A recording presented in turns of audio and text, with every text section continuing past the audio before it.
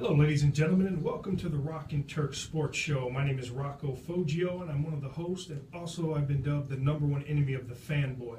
And as always, I'm joined by my co-host, Justin, Get That Bum Out of Here, Turk. And usually it's Dom, the referee, but he's out at Comic-Con, so today we have Jay, the producer, with us. Hey, guys. For our new listeners, we're a couple of former athletes turned coaches that'll bring you the week's top national and local sports stories, and we'll be focusing heavily on the NFL, college, and high school football seasons and discussing all the topics using our unique sports perspectives and experiences that we've garnered as players and now as coaches. But as we start off every week, the show, I bring you what I like to say is Rock's Rant.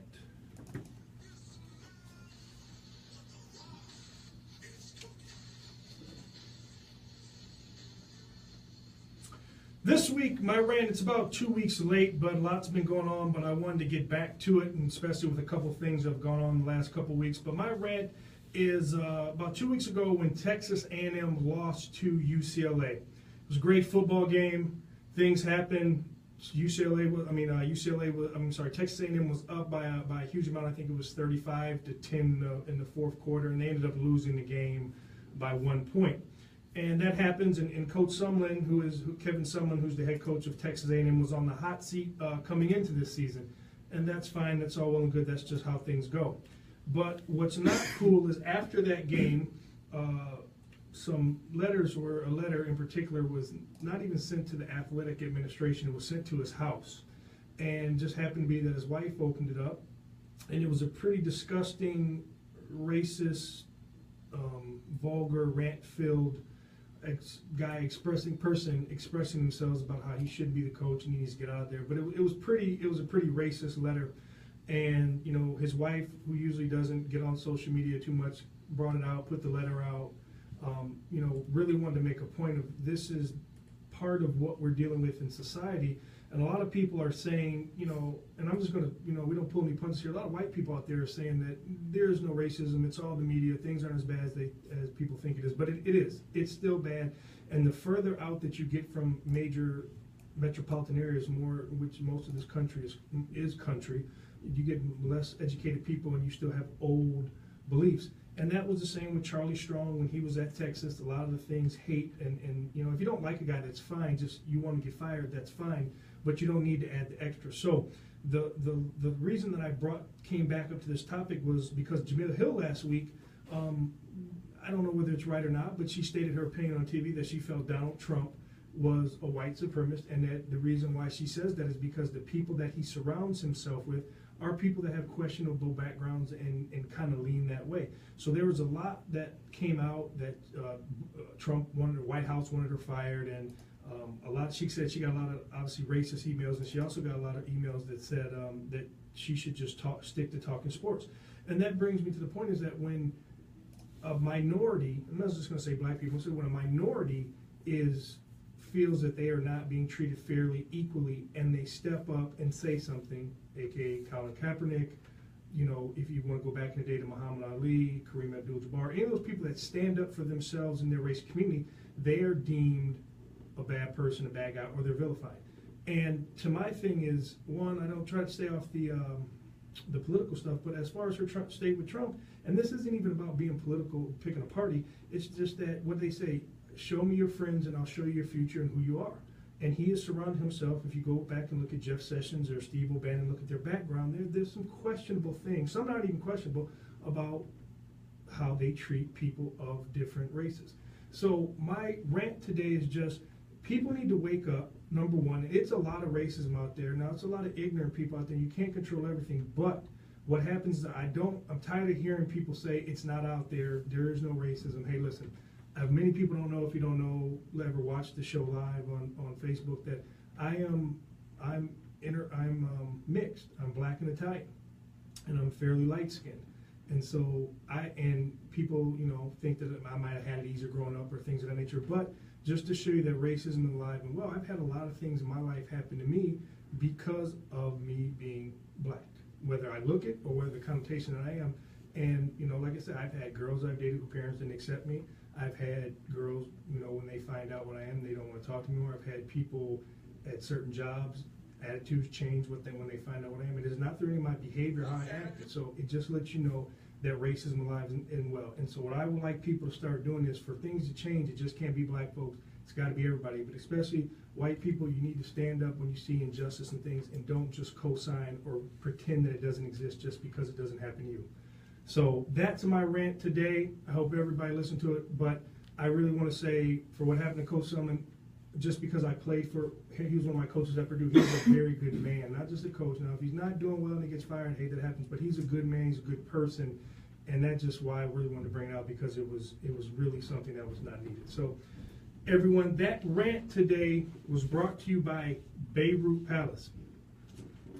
Hey, sports fans, where can you find exotic and friendly surroundings, fine dining, and the taste of the Middle East and American cuisine? The Beirut Palace and its 4 locations serves food just like a homemade meal in your home. Hummus, salads of your choice, kebabs, and their famous shawarma sandwiches that are great and fit into any budget. So making your dining plans out, go to one of the 4 Beirut Palace locations. But when you're in Royal Oak, stop by that Beirut Palace at 205 South Main Street, ask for Mo, and tell them that you heard about the restaurant on the Rock and Turk Sports Show and get 10% off your meal. For more information, call them at 248-399-4600 or go to their website at www.beirutpalace.com. What's going on, Jay? Not much, man.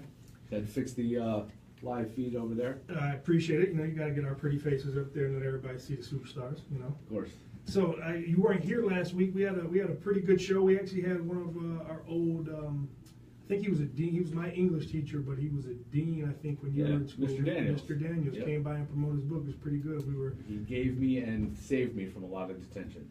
I don't think I didn't really act up in his class, so he didn't give me any, but he didn't save me. I had my fair, or as they used to call him, justice under God. Right. What's going on? What do you think about that Lions game? I know you're a little bit of a Lions fan. I have not historically been a huge Matthew Stafford fan, but I like the way he's playing this year. He didn't have a great game, but he pounced on opportunities when they were presented to him. So I was happy to see that. Well, I'm going to be that guy. I know Turk's on his he's on his way here, stuck in a little traffic, so I get to say some stuff so he can't defend himself. So he can't call them a bum. Yeah, but you know, I know he's the ultimate fanboy of Detroit sports, and we had a little bit of discussion, and he told me I was being negative, and I don't think I'm negative. I'm just real. I will give them their props if they play well this week. Cardinals overseeing, there's not a good football team, especially with the injury to David Johnson, and the Giants have huge issues on offense, not having a running game, having a pretty bad O-line, and then they're receiving. Odell obviously was hurt. Brandon Marshall looks old and slow. Mm-hmm. Shepard, I mean, he does what he can do, and the tight end looked pretty good, but they just don't have. So that was a good defense they played, but once again, they were on the field so much. Eventually, they're going to wear down, and the Lions made some plays, you know, punt return in the fourth quarter, and those are the type things that will happen. So if Atlanta's coming here, if you're a good team, you need to beat, and to me right now, it's Atlanta and kind of everybody else. I thought Green Bay had a valiant effort, but they have some deficiencies as well. Yeah. So if you want to be considered championship team and people not deal with you, I think that if Atlanta comes in here and they take care of business, then I will turn the corner and say, okay, we got something. But I still think we have some deficiencies too, and we'll get into that. Do they have to beat the Falcons, or can they have to beat? No, play a competitive game? No, bro. We're not going for moral victories. That was a couple of years ago when they got into the playoffs. Like, oh yeah, good job. Now you guys want to talk about being changed. I know Quinn is changing the culture slowly, but there's enough talent here. I feel with what this season has shown with these NFL teams, there's not as strong. The NFC's not as strong as I thought it was going to be. Mm-hmm. Maybe it'll pick up. I know it's still the beginning of the season, but they should. You know, I'll give them with the way Green Bay is playing and how sketchy they are on defense, and if Sam Bradford can't get healthy, I'll give the Lions a chance to win the division. I had Green Bay winning, and I had the Lions third. I had Minnesota above them, so we'll see what happens with that. But no, they got to win. There's no close. I think they might win the game, but if they don't, I still think we have a good chance to win the division and still maybe contend in the playoffs and win a game or two. Just because we lose to the Falcons for one game doesn't mean. I didn't say they weren't going to be a good team. Yeah. What I'm saying is, you have to beat the teams that matter. So if you're, I don't know the whole schedule off the top of my head, but if you play Cowboys, I want to see you win. It's great if you beat the Jets and you beat San Francisco and you beat a struggling Carolina. I don't care about that. Yeah. I want to see if you play the teams that are going to be competing at the end of the year. How do you stack up? Yeah. I don't look. And maybe that's the coach in me. I don't look for moral victories and oh, we almost got them. Yeah, maybe if you're 0-16 and you win a couple, yeah, that's okay. Yeah, good job. But this is a team that's expected to make the playoffs, and we're paying that quarterback all that money. It's time to show us what you're worth. Yeah. That's what I'm saying. But we'll get into that later on. But before we get started, just want to let you guys know if you want to call in today, give us a call at 248-721-8570. And if you can't get through on the line, hit us up on our Twitter handle. We're always checking that during the show. Drop us some questions. And that is at Rock and Turk Sports. That's Rock, the letter N, Turk, and Sports with a Z. But before we get started with the show, just want to let you know that today's show is sponsored and brought to you by Blaze Contracting.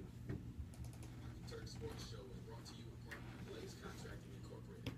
Blaze is the heavy civil site contractor that sells I'll just tell you, you got your sheet over there. We're going to talk about. aggregate installations. We're talking. It's not going to be tough for you. Don't have to have a lot of information. We're going to talk about the KD fake Twitter account. Okay. Him getting caught. Basically, he got caught. Yeah. He forgot to sign out of his one. It's a bad look. And then and so then all of you said everybody was saying, and then I changed it up. The next topic after that will be about Jerry Jones and Roger Goodell. I guess when I did the notes, the deal hadn't got done, so I guess they just came through. So Okay. it'll be easy.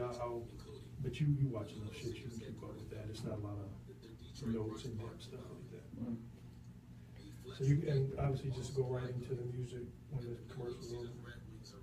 for the classic battle. Yeah. If you're out there listening and you are involved in the development, construction process of upgrading or improving exterior property or infrastructure, you need to give Blaze a call. They can provide valuable assistance from the beginning stages all the way through the budget. You want me to bring you in after like 5 seconds of that classic battle song? Huh? After like 5 or 10 seconds, I'll mute it. Bring you Or in. just slowly bring it down. Okay. Once you bring it down, I'll start talking. All right. On time and within budget. Allow Blaze to light the fire for you that paves your road to success. Give them a call today. Call 313-361-1000 or visit their website at www.blazecontracting.com.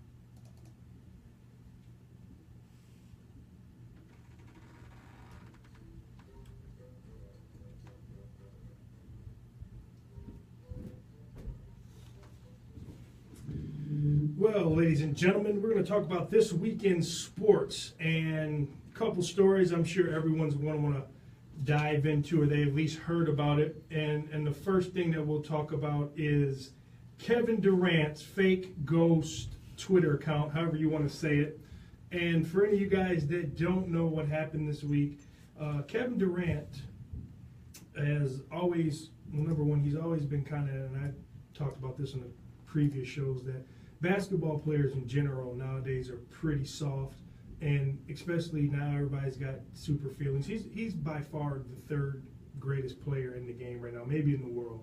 So, like they say, the lion doesn't care about the opinion of the sheep, but this guy does, and he's real got feelings about this stuff. He's petty. Yeah, he's super petty, and he cries about someone says, "Hey, you suck, guy," and he starts crying and wants to flick people off or be as I say, likes to look like a fake tough guy. So what happened was Durant has had a ghost Twitter that he used to defend himself, and I guess he's been doing it for a year or two now, and a lot of it was defending the reason why he left Kansas City. He got a lot of grief. People said if you can't beat him, you got to go join him, and so he kind of slammed OKC, the head coach, a lot of things that were wrong with that organization, and then he did a lot of defending of himself.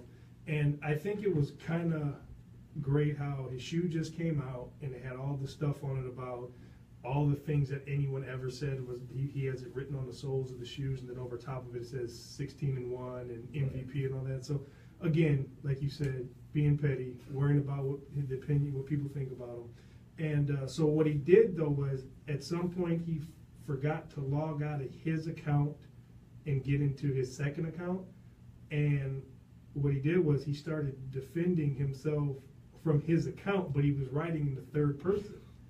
And everybody's like, what's going on here? Then, you got that many followers, and especially media people, they started to figure out what's going on. So, my thing is, like I said, he's a great player, but to me, and I don't know if this is a term, I heard this a long time ago, but I call them guys that can't handle the pressure. So let's call them mental midgets, right? They might be great athletes, but a guy just makes a ton of mistakes or has got feelings for himself. We call them mental midgets, and he's proven to be, to me, a mental midget. And it really, really, really bothers him that people in OK, look what LeBron did. Not only did he leave, he had a special, which that special gave the Boys and Girls Club $250,000, but he was vilified. And you know what he did? He took on the villain role, went down there, he won himself some championships, never explained himself to the Cleveland people, never had anything bad to say about them, or if he did, he kept it to himself.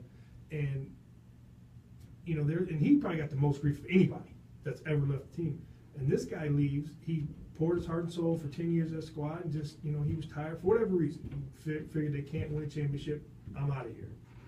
And now he's boo-hooing. So, and I didn't have a chance because it's so many tweets. But if you, ladies and gentlemen, go back and find these, if they haven't been deleted, I'm sure someone screenshotted them, and go find them. Oh yeah, they're everywhere. He is like, it's actually really embarrassing. And that's why when we had the media up today for the show, we got the picture of Durant, and then right next to him there was a press conference. They were asking Draymond Green, and it's pretty funny for us because he can barely get through it because he's laughing the whole time because it's funny, but just how silly it is. And now Kevin Durant really feels super embarrassed, and like I said, he's coming out with the whole Under Armour, giving that Under Armour shoes suck when your teammate is the face of Under Armour, and you're kind of the face, probably one of the face on Mount Rushmore of the Nike, Right. contract. So I don't know, man. That's He owned up to it, though. I'll give him credit for Well, that. come on, bro. I was You have really to. the day when I read about it, I said, "There's no way he's going to admit it. He's going to say that it was He got hacked." hacked. So when he actually admitted it and came out with a statement, I was impressed. I think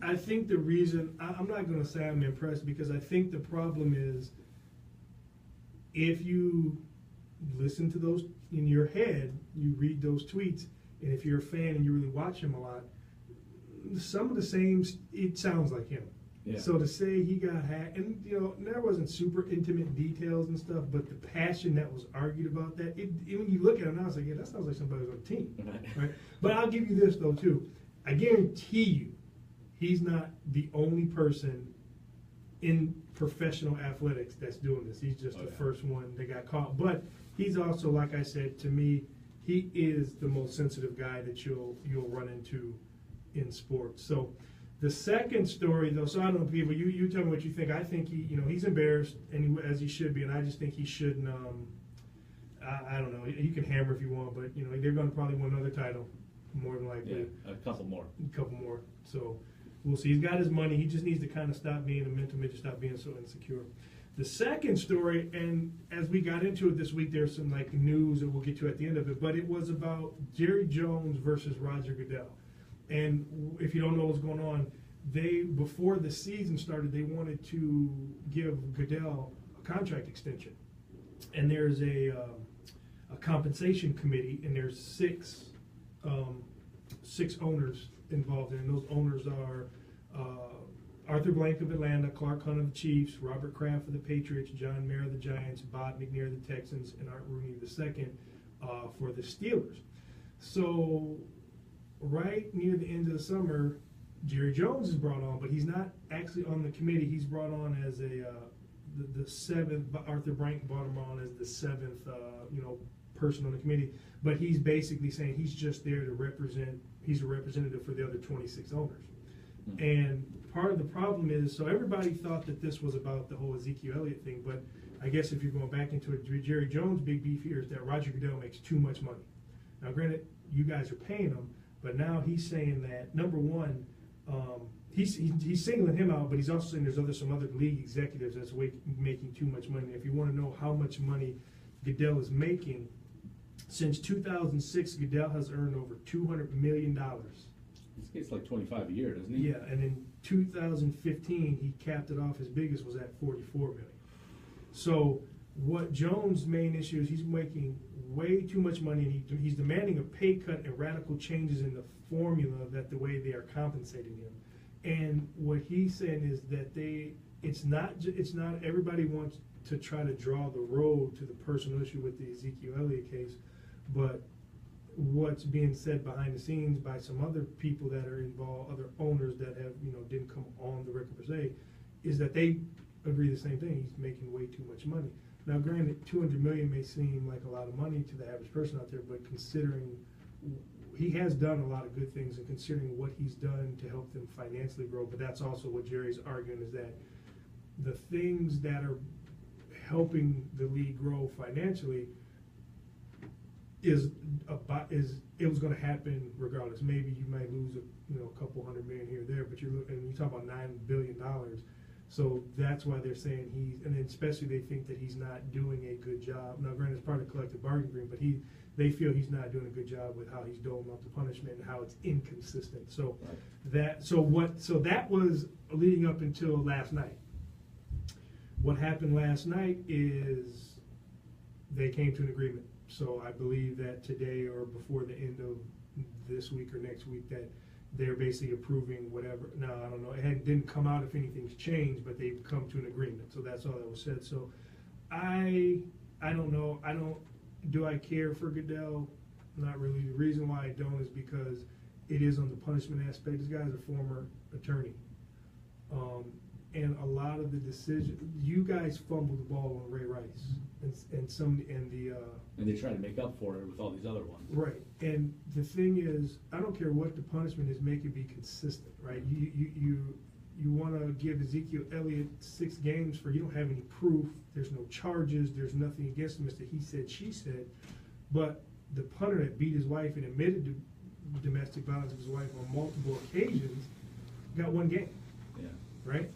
So be consistent with what you're doing, and if you're making that type of money, which I don't knock any man, make all the money you can. Like, I don't never begrudge another person's success, right?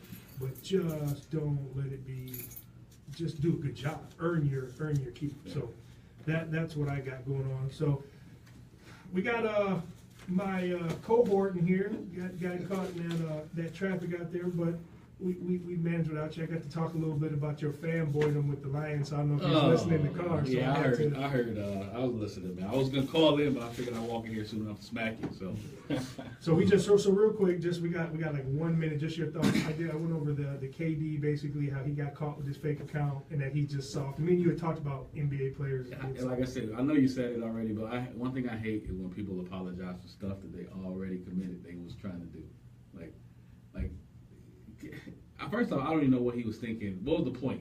He's insecure, man, for whatever reason. I know, but even an insecure person is somebody as rich as he is, famous as he is. He's got, he's signed a new contract. He's got the perfect situation in Golden State right now. He's starting his business in Silicon Valley. He's got everything going for him. Why are you worried about anything other than you? This is the perfect time in your life to be a little selfish, man. People are going to talk about you no matter what. He needs a better. You know what? I think he needs a better. Other than his mama, like who is his team? Like he's got to have a team of people who like, hey man, might not be a good idea. He's just an angry book bag carrying dude. Hey man, KD man, get a babe, dog. That's what I was thinking. Get a babe. Why you can't get a babe? You and Cali, you got to be sitting on a couple. You got $100 million. You got to be close, like as far as assets. You ain't got no kids. You got prime pickings, bro. Prime pickings. I mean, go talk to Steph. I'm sure Aisha got some girls. She just became a cover girl model. I mean, they over there like doubling up. Like they on the Tom Brady. Clay girl's nice. So she got friends. Nice. Is KD like women? Is that another show? Did we say that on the show? Is that all right? Hey, you know what? I'm pretty wild. I'm not touching that one with a 10 foot. I question any man that is making that type of money. He's just private, man. Keep it like private. Yeah. You know what else is private? Hey, so on that note, on the last part we talked about Roger Goodell. I'm not saying I got anything wrong with if KD is gay. If he like dudes, that's on him. I'm just saying I ain't never seen him with a woman, and he ain't got no kids. Only person I see around him is his mama, and he's 30 years old. I mean, me and Jay don't have kids, but that doesn't mean that we. I see y'all with women though. Okay. That's the point. Can I say that? I don't know who listens. I've known these guys a long time, so over the time, I've seen them with women. I ain't never seen KD with a woman. I done heard he dated. Who did he date? He dated like a hooper or somebody. They said. I never saw them together. I don't know, man. That's whatever. The only reason I brought all that up is because of that mess that he did. That was like too much time. You got too much time on your hands, man. You should be. You got should be basically out. wait. You say if you got a female, you don't get that kind of time. Look, I ain't telling you to go out here and shoot up the club. That's not what I'm telling you to do. And when I say shoot up the club, I don't mean literally go to the club shoot up. I'm talking about I don't mean go out here and get some girls pregnant. I ain't saying go out here and shoot up the club. I'm just saying you got too much time. You need to be for all that money. Be like Clay. Be like Steph. Man, be like freaking. Be like Mike. Man, be like what's my man they just signed from LA? The Lakers. Nick Young. Nick Young. He had a babe. He had too many babes. That was his That's problem. yeah. Yeah. Maybe he'll get back on track. Man, come on. All right, enough of that. All right. Well, we're gonna go from one soft cat to another soft cat, but it's a quarterback, so it's not a position guy. But before we get into all the fun stuff, there's another story that came out this week. It was Mr. Santana, former Washington Redskins Santana Moss, came out on a radio show and talked about, and you know, Santana Moss was a pretty private guy throughout his career. So this is something that obviously bothered him, and especially with his relationship with the Shanahans and how he expressed that they, you know, NFL is a brutal business, and once you are felt deemed too old or not contributing, they get rid of you. And what they did was they helped him probably elongate his career another 4 or 5 years by moving him from the outside number one to a slot player. So he had a lot of respect for them because they tried to help him. So he came out this week, and I don't want to say he cleared up. I mean, we kind of know what happened with the RG3 Mike Shanahan situation, but what Santana came out, he said, I guess the way the article started was God don't like ugly. And Moss said that RG3 gloated about Mike Shanahan, the Shanahans, when they got fired. And he was quoted as saying, that RG3 was quoted as saying, hey, you got me out here you got me out here not playing last year's last few games, then what happens? You get fired. They didn't like what I was doing, or they benched me and not allowing me to play, that's what happens. So that really bothered him because the players seemed to really like Shanahan a lot, and not just with Santana Moss and what they were trying to accomplish there. And they said RG3 came in with this deep attitude, and he said yes, that Shanahan came out and said, yeah, RG3 did come in there and tell them that he wanted them to change the offense to suit him and do all these things, and they actually made these acquiesce to his request, and it made him a star his first year. I mean, barring him getting hurt, you know, and and so he was also saying that's why he said God don't like ugly, and this is part of the reason he doesn't have a job. He said when you're get coaches fired in this league, people remember that. And this is in the NFL. There's only 32 head coaches, right? And so guys value those jobs. And if you get somebody fired, and you see Shanahan hasn't had another job, the father, and so guys remember that. So you know he was with Cleveland last year. He played a couple games, and then he didn't play the rest of the season, and then he's basically out of the league, and probably no one's going to. I mean, we can say his skills are below average. So, and then also just came out that he's really not a good dude outside of the facilities. Like he acts one way, but everybody that talked to outside of him, he acted like he was a superstar, which is not. So, what are your thoughts on that after we just jumped off one soft dude? You know what? And first, I got to start with Santana Moss. Why does Santana Moss get an interview? I watched this and I saw Santana Moss. It's a weekly show that he does. I know, but like, why is this network? Why is this? I guess I think you could interview 100 NFL former players, and I bet you 75 of them is bitter about something. That's my number one. That's number one there. But the RG3 thing, I think guys should really stay, because Santana Moss first wasn't in that locker room. This is all for him. I know he's a Redskin. No, he was there when all this happened. This happened in 2012. He was there when it happened, but he wasn't there when Shanahan got fired. He was gone. He was gone out of the league. Was he? Yeah, he was gone. Okay. Yeah, so. No. Yeah, well, Santana Moss ain't been gone for several years. No, he's when this happened, when he got fired, he was in the locker room. Now, he might not have been there when Jay Gruden came in, because he played 1 year under Jay Gruden. He said that. He did with RG3 and Shanahan in the locker room. No, when Shanahan got fired, Santana Moss was on the team, and he was RG3 came to the locker room, was gloating about it, like, yeah, you mess with me, you get fired. And then the next year, Jay Gruden came in, and he said Jay Gruden in the meetings didn't care what the owner said, and said he was giving him the business. And Santana Moss and them said they were kind of excited. They were excited about that because Jay Gruden don't care about nobody except winning. So he was there that one post year after Shanahan was fired. Then they let him go. Okay, well, obviously I don't remember him, so he must not have been doing that. And don't get me wrong, Santana had a good career, and I don't think it's fair This is my thing with the whole Santana Moore. I understand if you got something to say about RG3, but that wasn't all of his interview. I mean, Santana went in on his feelings about how he didn't play with good quarterbacks. Yeah. And I just think that if you gave put a mic in front of a bunch of these dudes, they're going to be bitter about something. And I'd rather, like, Santana just stay out of it. Because, I mean, the RG3 thing, how dead is that right now? Like, why even... That's a dead issue unless he brought it up. Well, he said what his words were that it was a sore topic with him because he was upset that the coach got fired. What I'm asking is, though, in September 2017, that happened so long ago, what triggered this being talked about now? I don't know. I don't know. It sounds like he's just bitter, but, you know, whatever. I mean, I wish you the best, Santana. Let me ask you a question. Yeah. So we're now doing this. This is our 22nd show. We're Yeah. starting to understand how things are going and how this business is. So if you get him coming in here, right, and we want to talk about something, he ain't doing nothing, so we need to backtrack. I guarantee you, Justin Turk might be the guy and say, "Hey man, what really happened in that locker room?" So I'm guessing that's maybe what happened, and then he might have had feelings that day. He was like, "You know what? I'm gonna speak. You know what? I'm going to speak my mind. Speak my mind." Yeah, I guess maybe he waited until RG3 was out of the league to really kick him. Yeah, he did, because there was a couple shots across the bows. But he took a shot at every quarterback he played with, too. But he's not lying. All right, but I mean, let's not act like Santana Moss was a. It's been a lot like He was. Deshaun Jackson. The Jets. When he was with the Jets, he was real. When he got to everything, his career slowed down when he got to Washington because he had Patrick Ramsey. And how many other quarterbacks after he had Campbell? He was all right with Campbell. Yeah, didn't he have? I think Heath Sage Schuler. Rosenfeld. Yeah, Heath Schuler. Yeah, he had a bunch of bombs. guys. He did. Hey man, that's the. And I think Chris Carter, they were talking about it on ESPN about. Like part of like 90% of an NFL player's career is the system that he gets put in, and especially for offensive dudes. I think defensively, like a JJ Watt, no matter where you play him, he's gonna be, But especially for most offensive dudes, a big portion of it is the system you get. I think system on defense only matters for the secondary.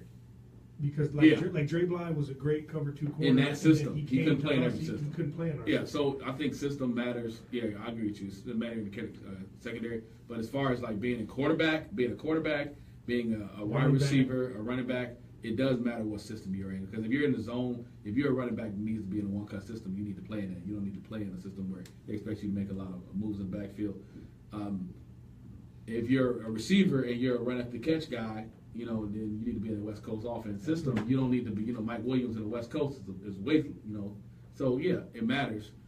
So Santana, does he have a point there? I guess. But doesn't the whole NFL have a point? Then he didn't play long enough, so he should just be grateful for the longevity. He got money. They say he took care of his money. So I'm with you. I'm like, why does it? Why now? I just don't understand now. But hey, more power to you, Santana. If you listen to man, come on the show. We can talk about it some more. All right, you want to talk about RG3? We'll give you about 38 seconds to do it. But the rest. I'm gonna give you more because I want all the details. I don't want all the details. I don't want to know. This ain't radio. This is a podcast. You can give us everything. All right, so we didn't get to talk about this last week because we had a pretty packed show, but it still runs into this week. What are your thoughts of the season? And I mean overall.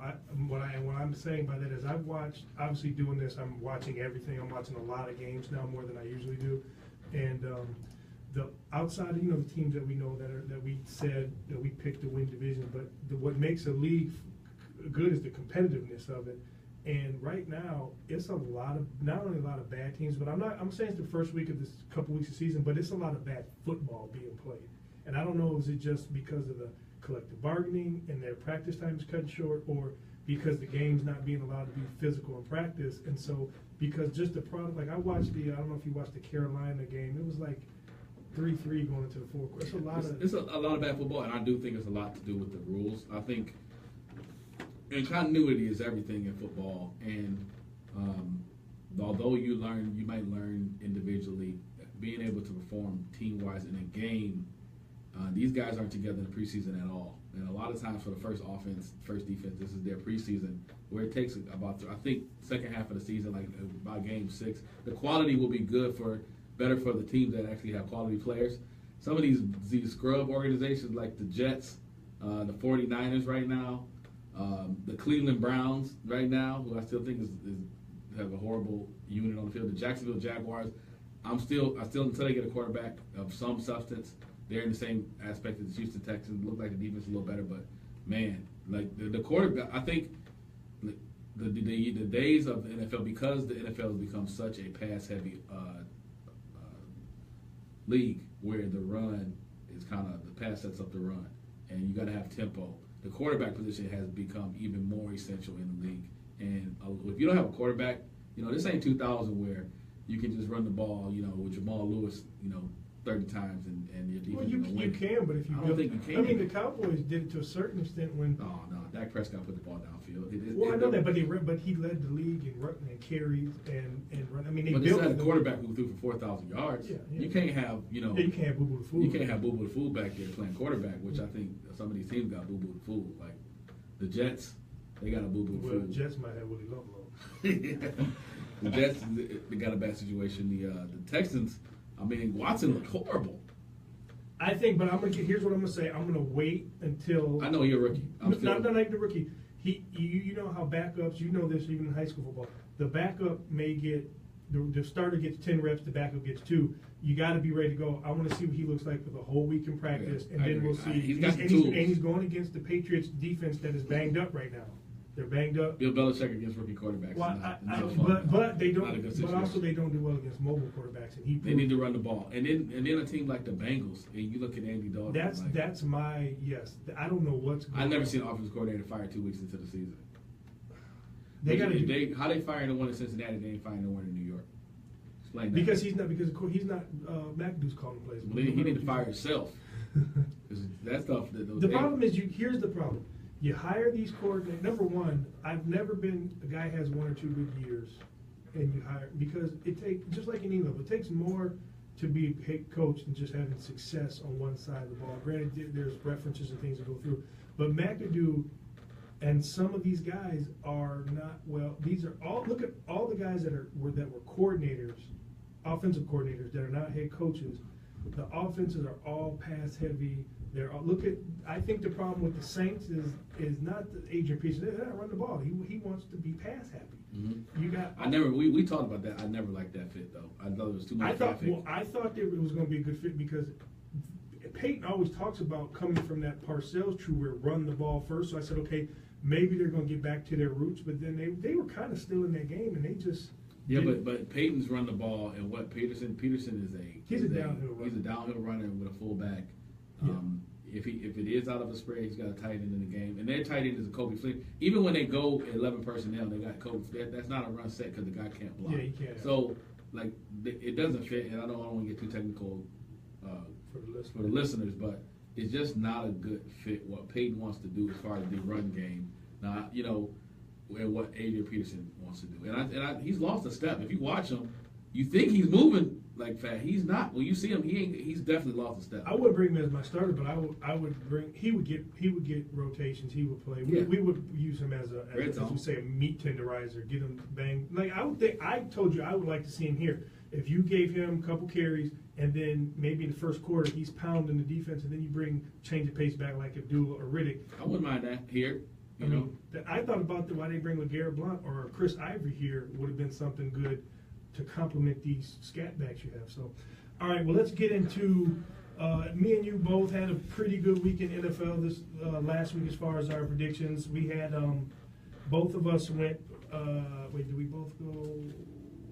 No, I will find out. Eagles, Chiefs. We had the Chiefs. Chiefs won 27-20. Mm-hmm. Good game, back and forth game. I'm still not. I like their team. I'm still not sold on Alex Smith. He's doing a good job right now. If he can maintain this all season long, this type of production, because they didn't even get anything out of Tyreek Hill last week, and they got Hunt. They've had other guys. Kelsey. They're going to eventually stop that. Someone's going to stop that. And they're going to stop Tyreek Hill. What are you going to do after that? We both picked the Patriots over the Saints. That was kind of a sleeper. They came out, won the game, but they kind of lost because they got some more. They get injuries in places where they don't have depth. Yeah. Hogan's banged up. Amendola was out. Hogan had a good game too. Yeah, in the first half too, he got banged up.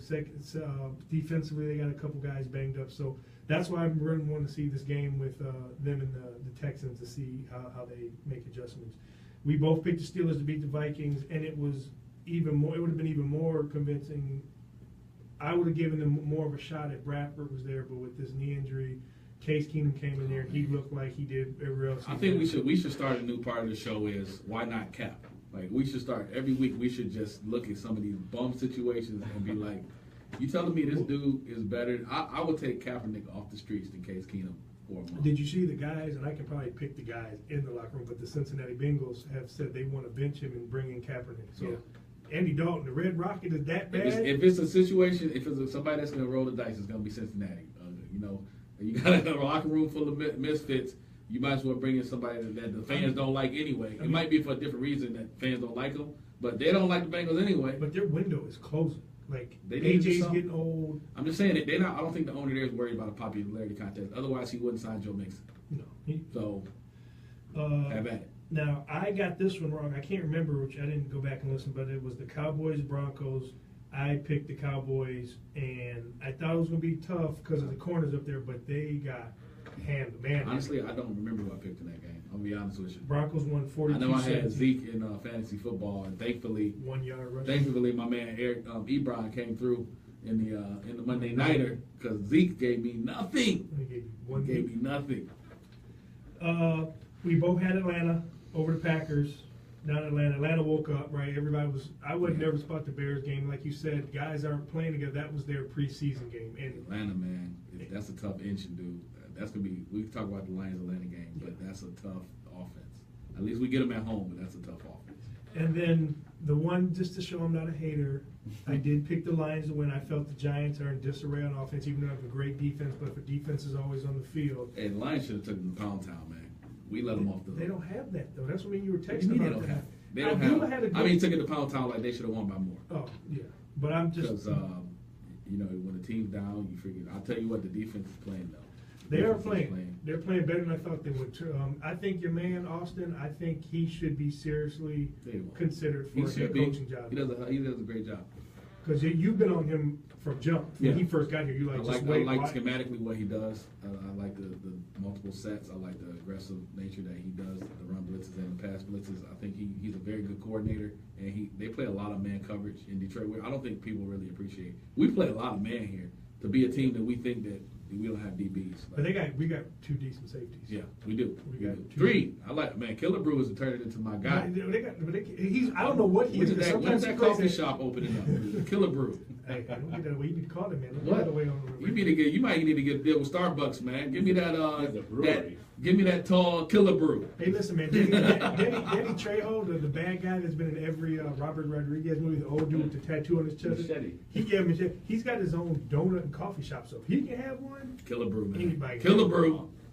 All right, here we go. So this is I what need we to have trademark it. I'm for. gonna trademark another man's name. Can I do that? Yeah, why not?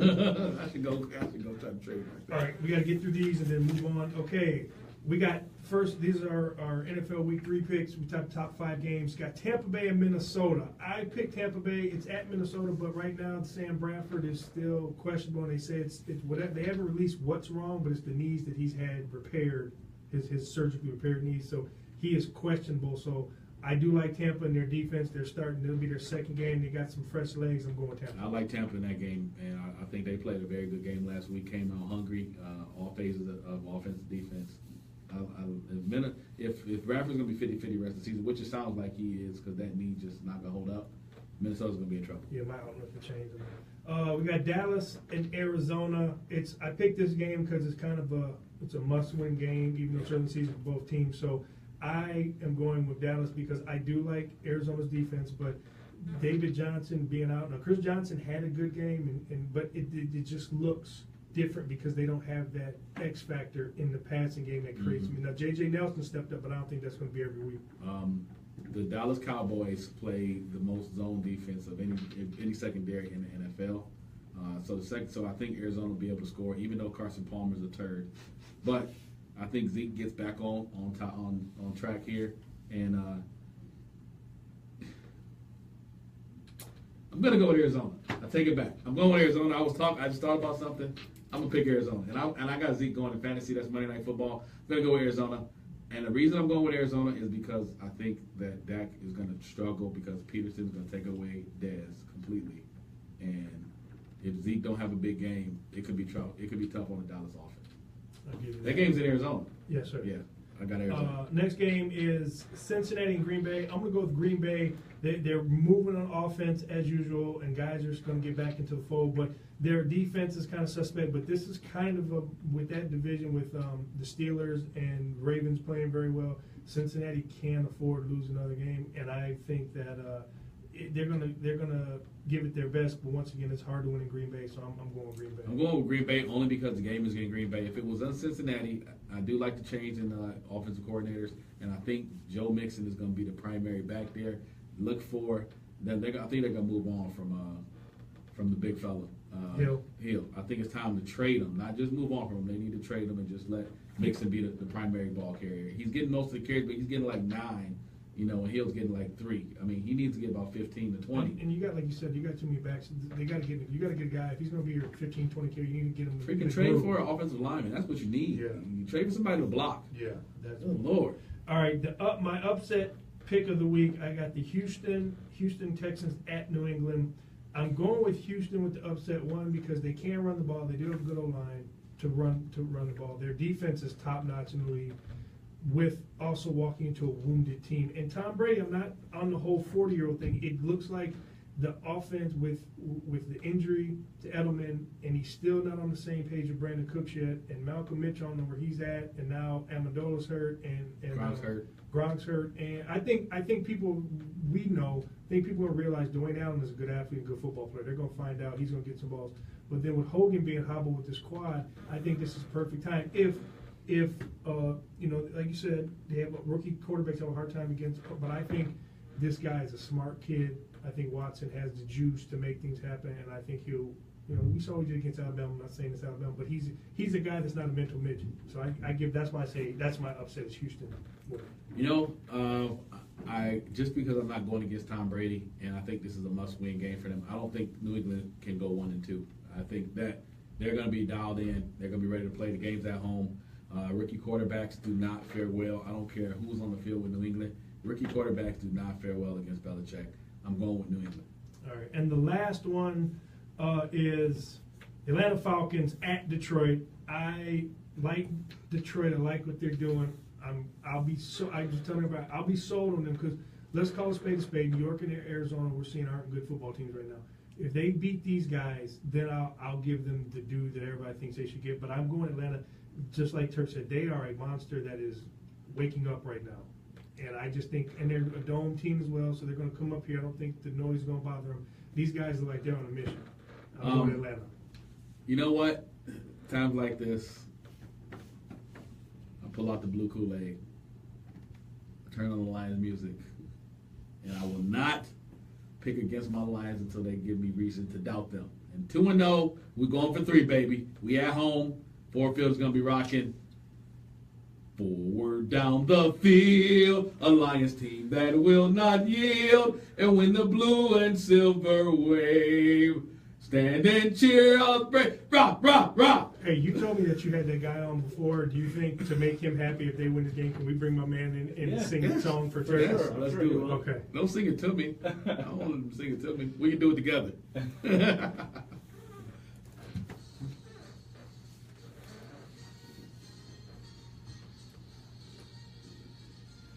We're running a little bit behind, so I'm going to have to blow through this. Number one, I'm going to apologize. I had some good picks, had some stinkers, but a lot of it came down to, and I thought about it, but Marshawn Lynch, he had a decent game, one of the running backs I picked, but it was a blowout, and I thought it could be, and once it was a blowout, they pulled him out the game. So a lot of these numbers were low this week. I had, for the FanDuel guys, I had with Matt Ryan, McCaffrey, Lynch, Marshawn Lynch, Julio Jones, Tyreek Hill, Chris Hogan, and the Ravens. Ravens defense came through with 17 points. They were the second best defense. Hogan showed up, 5 catches, 78 yards, and a touchdown. Tyreek, not much, 4 catches, 43 yards. Julio had 13 points, 5 receptions, 108 yards, no touchdowns though. Marshawn had 45 yards rushing and a touchdown, out basically by halftime. McCaffrey and that mess of offense down there, their tight end system, they got 8 receivers that are all tight ends. He's not doing much. He had 34 yards rushing and 1 reception for 4 yards. And then Matt Ryan, they did well on the ground, so he had 252 yards passing and 1 touchdown. So that and then I let you guys pick your own tight end and kicker, and I can give you everything. On the other side with DraftKings, I told you guys Melvin Gordon, he showed up, he had 20 points, and Jared Cook, like I said, it was a blowout. He was going to him in the first half, but then obviously in the red zone, they were using Crabtree had 3 touchdowns. They were going to him a lot. So it was not a great outing this week, but I promise you guys, I'm going to give you some winners this week. All right, I'm going to give you. I'm actually, because I feel bad, I'm actually going to give you the whole lineup. The whole lineup. So if you win some money, I hope you're not in the pool line, man. I don't want to split with anybody. All right. So I'm gonna go. I gotta run through this because we got to get to my favorite segment. But for week 3 for FanDuel, going with Carson Wentz, going against the Giants, and I'm gonna stack him with Ertz. The Giants have a hard time covering tight ends, and they've been over that past couple years historically bad. So I'm gonna stack Wentz and Ertz, and that's gonna make it a little cheap for you. So I'm going with. Remember, these are GPP and tournament plays, right? Don't do this for straight up cashing. These are tournament plays. You got Hunt, the running back from Kansas City, and Ty Montgomery. They've been going off, and Ty Montgomery's probably putting up the most fantasy points outside of Hunt at running back. Going with Antonio Brown, and that's going to be our big name receiver. And the defense, we're going to go with the Titans. Seattle's going down there. We got the old coach from Pittsburgh that brings all kinds of pressure. And if you've been watching Seattle, their line is terrible. They're going to be under pressure, and they've got a good defense down there. They have a solid secondary. So I'm not looking, and it's on the road for Seattle, so I'm looking for them to score some points. My 2, now this was going to help you win some money. Okay, we'll go to Titans kicker, Sucka. He's leading the league out behind Atlanta's Matt Bryant with kick opportunities. But you're going with Javon Curse. I know you're saying he's on the Jets and it's bad, but you know what? They're going to get behind. They're going to throw the ball a lot. And right now, McNown has a chemistry with him. He's got 140-some yards receiving, and he's scored in every game. He's got 2 touchdowns. So, here's what's going to win you the money. It's a bad game. It's Indianapolis versus the Browns, but we're going to go with Jacoby Brissett getting the ball to T.Y. Hilton, who needs to get. This is the game he's going to explode. He's been complaining. He wants to get the ball. Kobe Brissett pushed the ball to him. They're going against a pretty awful secondary in Cleveland. So that is your winning lineup. I don't know if you want to play the millionaire moneymaker, play $20 or whatever you do, but that is going to win you some money. How much, I don't know. It all rests on T.Y. Hilton. If he blows up, because no one's going to pick T.Y. Hilton. If you're on DraftKings, you take the same group, except you got to figure out the flex on your own. You have to look at the money that's left over and you see who you're going to go stick with that flex. I took a tight end. I took Dwayne Allen as my flex with that because I think Gronk being out, he's either not going to play or he's going to be hobbled, and Dwayne Allen's your guy. So if you win some money, don't be a bum. Send a check to the Rock and Turk, and to show your winnings, your 10% of your winnings to us. So. With that, I had to get through that fast because I want to get to my favorite segment. And it was a little bit of a downer last week, so I'm hoping it keeps When he said downer, he just means a very sobering topic. That stuff was awful. I like this because it makes me laugh and feel good. And, but hey, man, if two dummies killing somebody ain't bum of the week category, we doing the wrong thing in life, right? Well, I'm not saying you were right. Most of them have been very comical and so, with further ado, here's your bum of the week.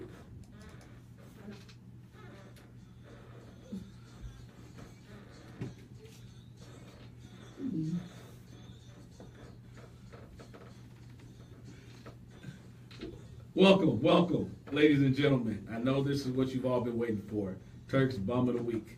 And unfortunately, Rocco was disappointed with last week. We talked about a couple guys who were facing jail time, serious offense, murder, stabbing an individual. This week, we're going to something a little less serious, but definitely newsworthy. So for this Bum of the Week, we take ourselves to the heartland of the United States. We're going to Nebraska. We're going to the Nebraska Cornhuskers, who just the other day decided they had to fire their AD. That AD named Mr. Sean Eichhorst. And who am I calling Bum of the Week? Am I calling the AD Bum of the Week because he was fired? No, I'm actually calling out the University of Nebraska. So let me paint a picture here. Mr. Eichhorst, a couple years ago, he took over in 2012, and a couple years later, he decided that he was firing Bo Pelini who was a very good coach at the time. I mean, the guy had a 67-27 record. We all know about Ndamukong Suh. He played there. And they had one of the better defenses in college football that year. He was building a brand, but he fired the guy because he was too strong of a personality for him. So he brings in Mike Riley, and Mike Riley, to date, has not done as well as Mr. Pelini.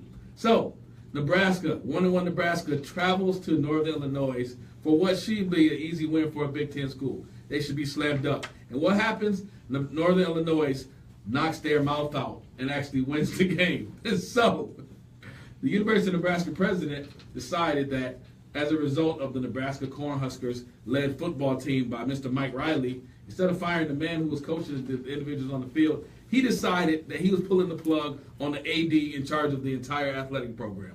So now speculation is that Mike Riley's not going to finish his year out, and he's going to be the next one to go. If I'm a Nebraska Cornhuskers fan right now, I am not happy about the situation in Nebraska. I know a lot of people don't know who Mr. Eichhorst is, but I have never in my years of following college football seen an AD fire 3 games into a football season and nothing else happen. Usually, you might see a head coach. Usually, you might see a coordinator. I've never seen an AD. So, Nebraska, you guys are reeling right now. You're coming off a loss to the great, mighty MAC. Rocco knows all about that MAC. Purdue's had a couple defeats to him. Many other schools. Nebraska's got home. They try to lick their wounds 1 or 2, get ready for the Big Ten, and they find out their AD's gone, and Mike Riley might not make it to the end of the season. So what do you think that team's going to do the rest of this year? They're going to be awful. So, Mr. President, I don't even know your name. It's not even worth mentioning. All I know is you decided to kill Nebraska football 3 games into a season when they had so much more to prove.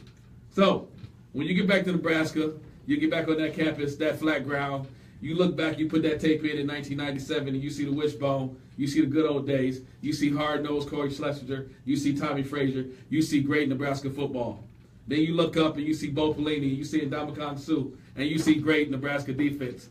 And then you look at a team that just lost Northern Illinois and looking at 1-2, and the AD is now without a job, but you still owe him $1.7 million.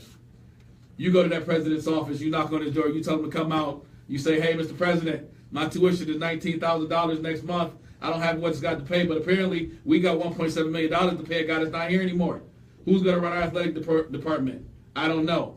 You look that president right in the face. You grab him by the tie because he's going to have a nice one on. You pull him close. You put $1 in his front pocket. You say, hey, Mr. President, you're a bum. This is Nebraska Cornhuskers. We win. We don't give up in the middle of the season. Go catch a cab. You're bum of the week material.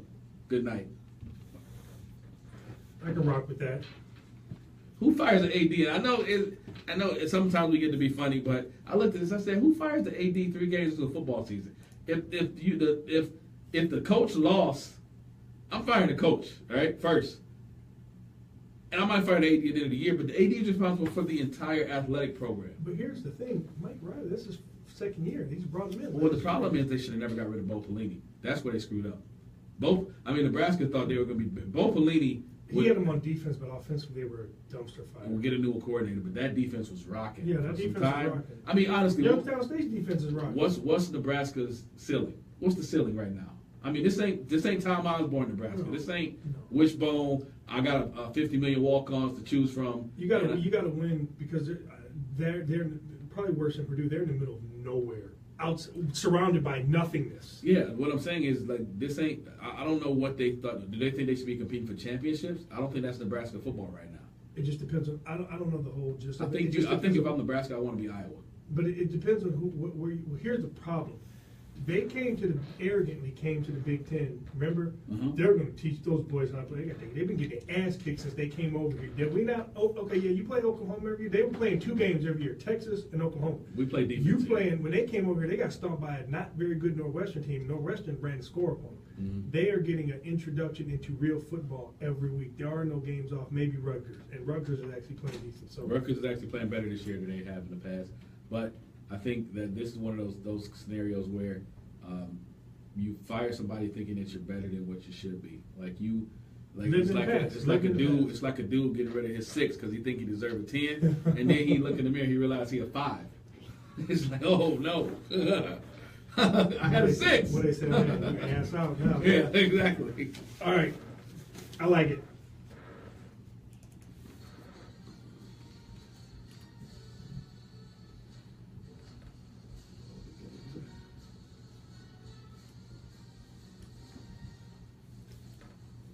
as we do every week, Mr. Turk, do you know what fight song that is? Unfortunately, I think it is the Bum Makers. No? Here, turn up a little bit. Is it the- Hey, hold on, wait. Is it the Bum Eyes? Hold on, let's start over. Can we start it over? Is it again? the Bum Makers, No, the Bum wait, Makers hold or the on. Bum Eyes? Just listen.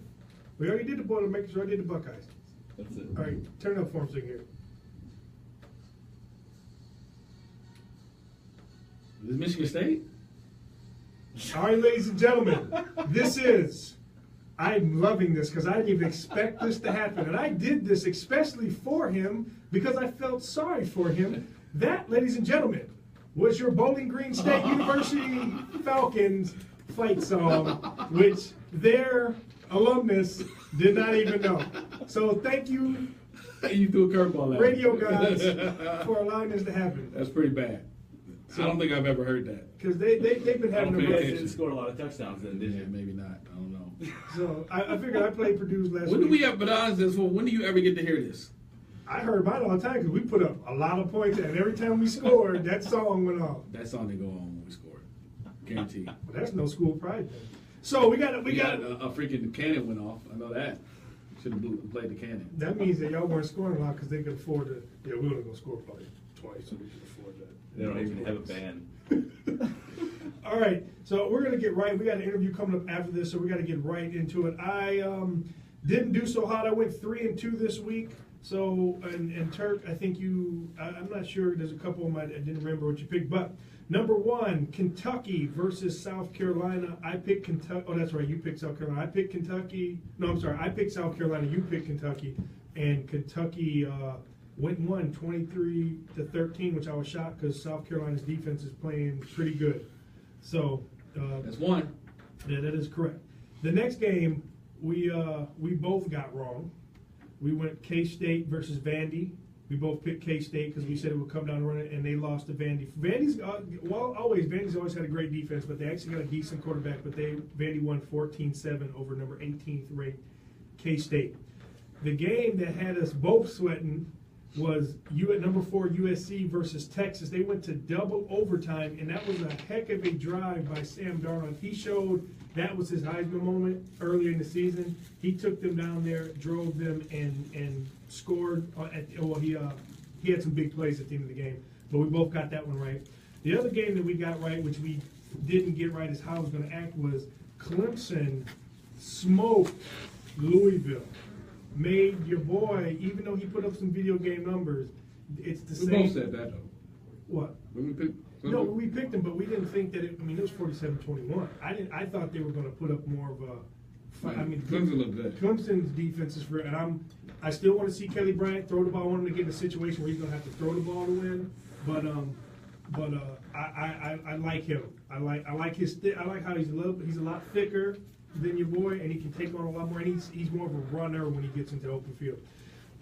The last game, and we got a few minutes to talk about this, and we had a group text for about 2 hours for one This play. one drove me crazy watching it live. I'm glad it happened because we got it right. Oh my God! It was Florida, 24th ranked Florida defeated number 23 ranked Tennessee 26-20 on a last ditch Hail Mary. But Turk really wants, being a secondary coach, he really wants to talk about the. So we were watching, like I said, we weren't in the same room or anything, but when we watched it, we started texting. I said, I cannot believe the defense they set up on 9 seconds left in the game, and they had about 65 yards to go. So a defensive guy is thinking, okay, he's got to either get in field goal range or he's got to go for the end zone. And in either one of those scenarios, I'm protecting the end zone because even if they get in field goal range, he's still got a long field goal. He can't throw a ball to the 20 and the game's over because this ball's it's going to take too long. He's got to throw a ball to the 40. Right. So either scenario, I'm protecting the end zone. These guys came out in the cover 6, and for those who don't know, cover 6, they play quarters to one side of the field, and to the one receiver side, to the 3 receiver side of the field, they play quarters. All right. To the 1 receiver side of the field, they play with a rolled up corner in a cover 2 with a safety deep, and the corner, he left the receiver alone 20 yards downfield, and then the quarterback who makes probably the throw of his life, he does. But if you knew he had a strong enough arm to get to the end zone, you can never leave a safety one-on-one receiver. It drove me crazy. I thought the coaches let those guys down. Honestly, the coaches let them down, and I even take it a little play further. If John Kelly catches the pass and doesn't drop the pass and they score a touchdown, then they are absolutely protecting the goal line. So that you don't understand the ramifications. They're not protecting a field goal; they're protecting a touchdown now. So, but there's no way you don't protect the end zone in that situation. I think he overthought himself and left his DBs out there in a bad situation. I once again, like I tell you, I'm not for guys getting fired like that, but when do you ever see a Hail Mary situation in the game? And this guy caught the ball. He was already 2 yards behind the corner. There was no, most time you'll see, like the other night, they put Kansas City put Travis Kelce out there and had him back in the end zone, right?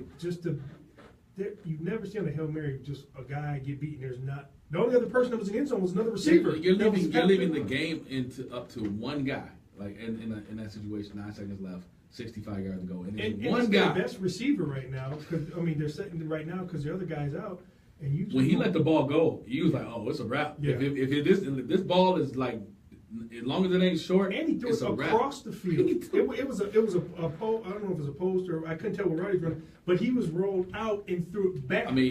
Scouting report. Does Felipe have a strong arm? Check. Protect the end zone. It's that easy. Can he get to the end zone, coach? That's what if I'm on the sideline, I'm like, hey, can this quarterback throw it to the end zone? Oh, he can. Protect the end zone. And here's the other thing, just on my part being a defensive line, where in a situation like that, where's the containment? Don't go inside. We don't need you. Do we want to sack? Sure. Go keep him bottled up because if he keeps him bottled up, he probably gets sacked because he got pressure from the backside. Yeah, so he stepped up almost to the line of scrimmage. Yeah. So he had everything worked out perfectly for Florida. It was a good game. I hate to see Tennessee lose like that, but that's the Butch Jones factor, where you got all this talent, you do all this stuff, you see all these tools and all these toys. You say, man, these guys got players, and then they pull a Butch Jones. That's what you just call it now. That's what he does. They lost to Georgia the exact same way in the Hail Mary. So, all right, we got about 2 minutes to get through these games. So here's this week's top games. Number 1, we have number 16 TCU at Oklahoma State. I like what TCU is doing. I don't think they're back to where they were when Boykins was there, but they are, Patterson is a defensive coach by trade. I got Oklahoma State. I just like what Mason Rudolph and that offense. They got a great running game. They two Heisman candidates in the quarterback and Washington at receiver. I like Oklahoma State. And if this game was at TCU, I'd say different, but at Oklahoma State, I like Oklahoma State. They put up points at home. I don't expect anything different. Okay. This is probably the biggest matchup as far as just ranking-wise. You have number 11 Georgia. Number 17 Mississippi State at number 11 Georgia. I battle with this because I really like what Mississippi State did last week, smashing LSU. I like their quarterback. Fromm is a good quarterback. I just like Georgia at home, their defense, and I think the running backs are finally going to pick it up and get it going. I actually like Mississippi State this game. I watched some of that LSU game, and I like they're playing physical football right now. I really like the brand. I think Mississippi State wins a close game against Georgia. This is kind of near and dear to us. It's a Midwest thing and old tradition, but we got Notre Dame at Michigan State. I don't think Notre Dame's a great team. I think it's falling apart. I think Brian Kelly, they may be getting rid of him. I think the players had enough of his nonsense, especially the quarterbacks. I like MSU has some talent. It's come together. I got MSU playing the physical game, and they're playing at East Lansing, so I just go with the home team. I'm going to go with Notre Dame because I think this. I know we gave Western Michigan credit for what they did at USC, and maybe USC just wasn't ready to play. This is the first true test as far as a national power for Michigan State, and Notre Dame has been tested. They went down to the wire with Georgia.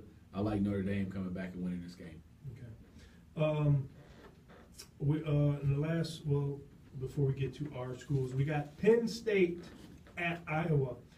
I go with Penn State, but I think Iowa is that tough team we said they were going to be, right? They're 3-0. They played Iowa State. The rest of them, but they can run the ball. They can make the throws that matter. He's a game manager. They have a solid defense. Penn State is just too explosive, but it's one of those games I think it's going to be down, maybe a field goal or maybe a big play by Saquon. I got Penn State, but I think it's going to be closer than the experts think. I actually like Iowa in this game, and I watched Penn State, Pittsburgh, and I know I keep hearing about how great this team is. Penn State, and I think they were a couple mistakes away from Pittsburgh Yes. winning that game. Pittsburgh's not that good. They jumped on them early. And Iowa at home, I think it's going to be tough. I like Iowa to win this game. All right. This is my upset special of the week. It's number 8 Michigan going down to West Lafayette, Indiana. And what I have is Purdue winning. I kind of treating Purdue right now like the Lions.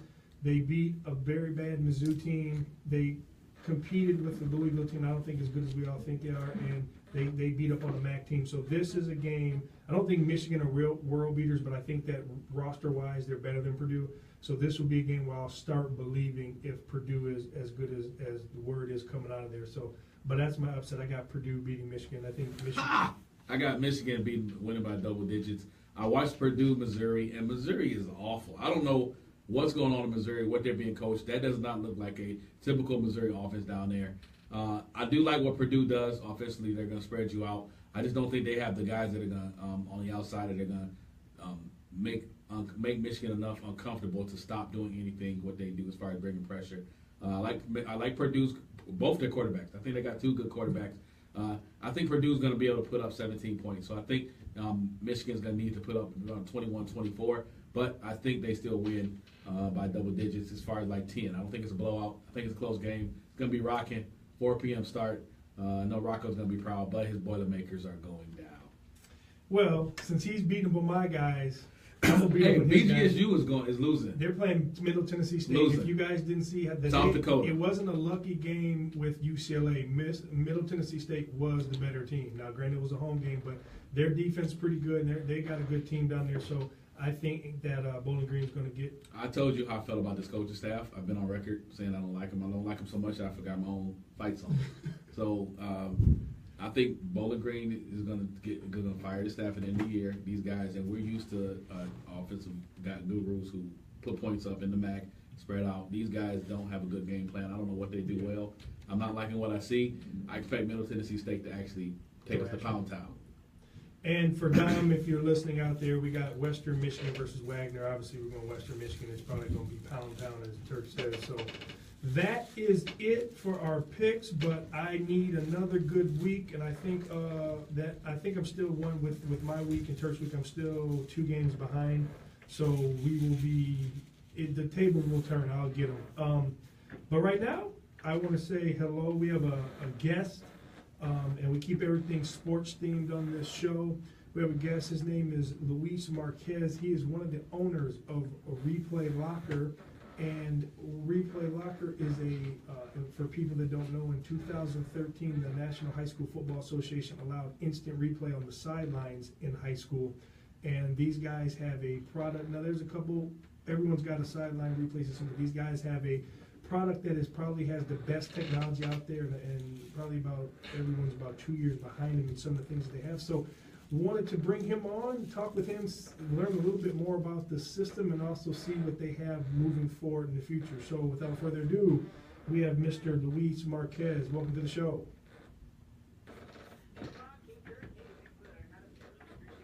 Nope. Appreciate it. Welcome to the show. Well, Luis, give us a little bit of background about yourself and tell us, a little bit of how you got to where you're at, and then give us a little info on Replay Locker. Well, a little bit about me. I've been a systems integrator and architect for almost 20 years now. And so right now, my role at Replay Locker is like you said, as an owner. I'm also the systems architect, systems integrator, the coach support, even the janitor. So all those things, pretty much whatever it needs to be done, that's what I'm doing right now. Most of the stuff that I do is research and development and basically continually improving the Replay Locker as it is in the hands of coaches. So I'm always talking to coaches. I'm always talking to the techs that are on the side to take care of all the equipment or anything like that. Anybody who's in the game that's handling an iPad or anything like that, I'm game 9 support as well. So do all of that. And so as far as Replay Locker, we started Replay Locker back in 2012. We started it originally as a product that would give instant replays to the fans in the stands. And then in 2014,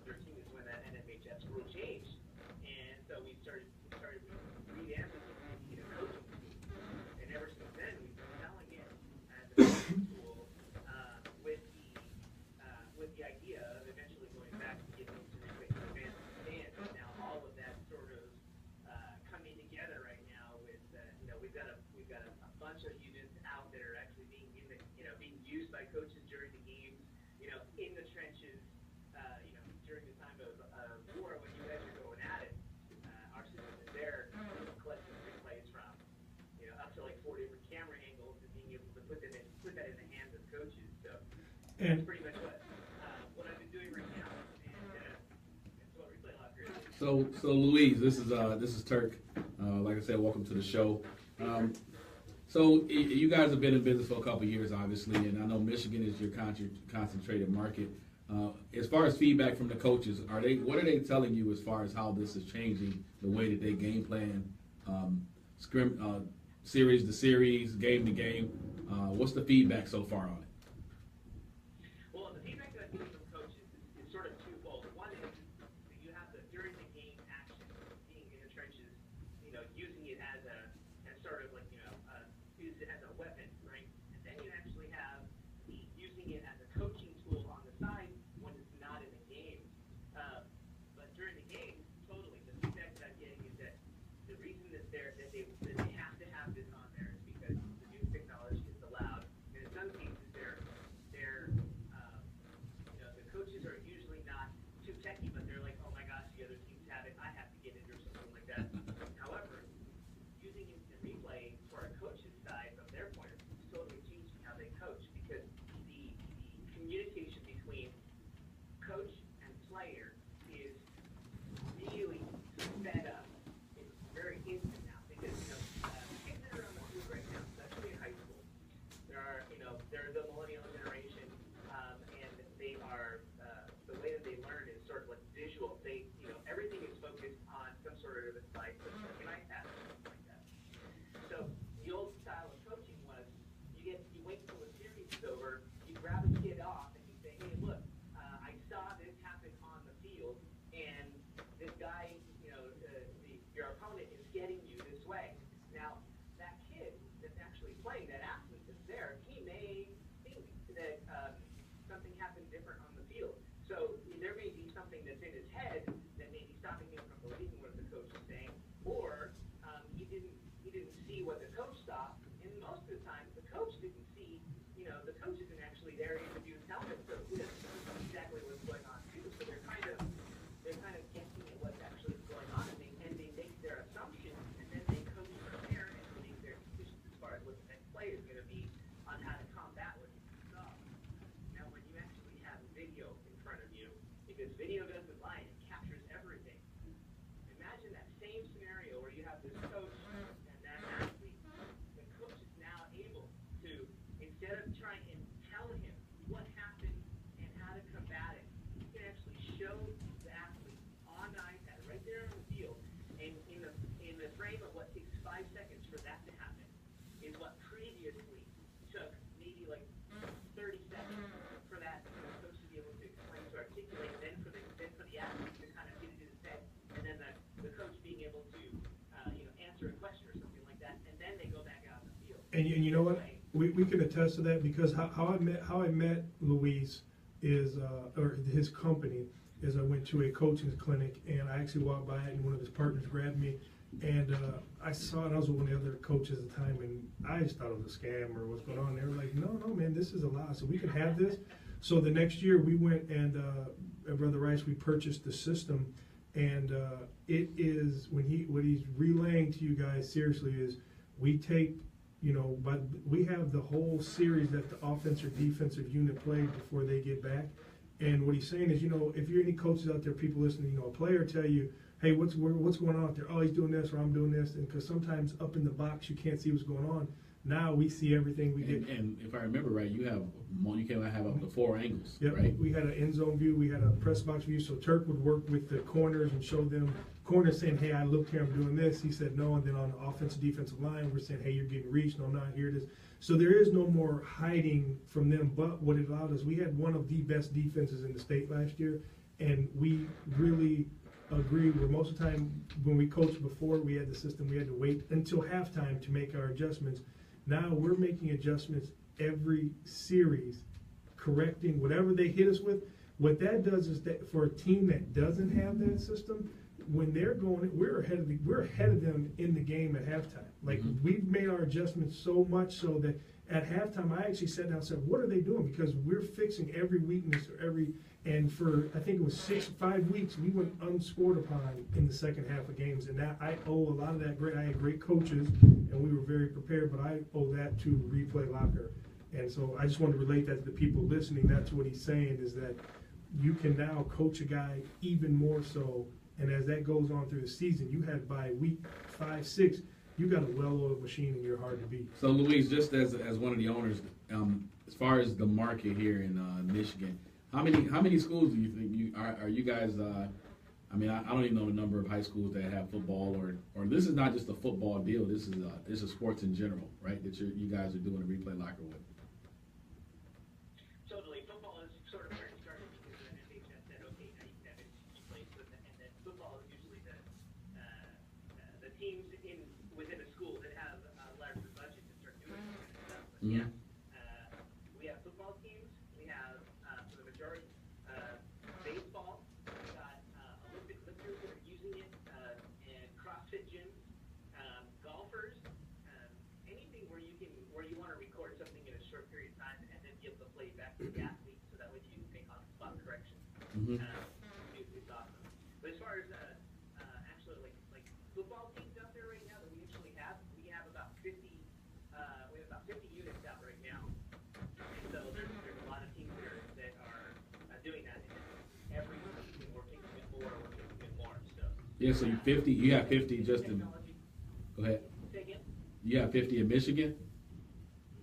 No, not in Michigan. Actually, I don't know exactly how many we have in Michigan. This is nationwide. Okay. I'd have to take a look at and ask the guys over in county actually how many we have in Michigan. But I know for sure we got one. Well, let me ask you this question too, Luis. So I am starting to see now with they have the Surface notebooks that they're using on the sidelines at the NFL games. They're doing the replay, and I know right now I asked someone that they're actually they're not allowed to have replay. So a lot of what the players are looking at are stills that they're sliding through. But is there any indication that this will be able to be used on the college and the pro level? Well, the college rules already changed, that they're allowing it up in the press box. They're not allowing it on the field yet, but at least up in the press box they can use it. So really, it's only a matter of time before it starts inching its way into other aspects, getting down onto the field. Everything, all of the rules changes like that I've seen kind of as a trend. It's like something starts low and then it kind of seeps through, and it goes from high school, then it goes to college, then it goes to NFL. NFL's already using still images. I mean, that's pretty much been the rule for a long period of time. I mean, they used to have that zip line where they would take a Polaroid and just put it on the zip line with Yeah. an alligator clip and send it all the way down to the field.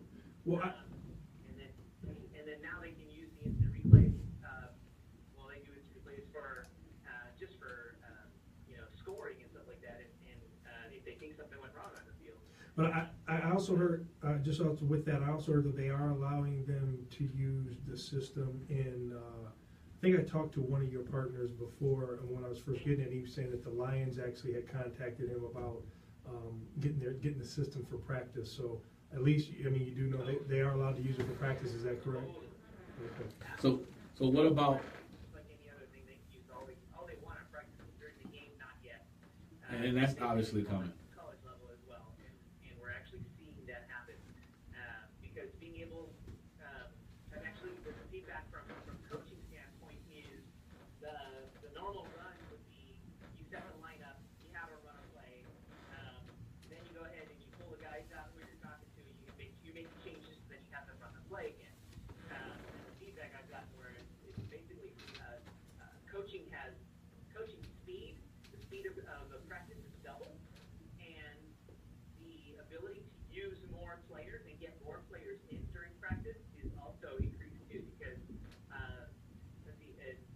the offensive coordinator from the Drillers in Bakersfield, they were like 2013 champs in high school, and he was telling me this story. He says, I no longer do that. What I do is, in practice, I have them run a play. And if I need to make corrections, what I do is there's maybe one or two guys that I need to make corrections with.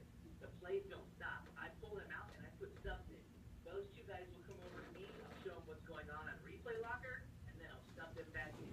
And the plays never stop. So he could essentially get twice as much practice out of the same hour. So we got, Luis, we got time for one more question. The last question I've got. So I know you guys are on the cutting edge of this technology, and you guys are out the forefront doing this. So what's the next step for Replay Locker or just Replay in general? I know we use iPads now.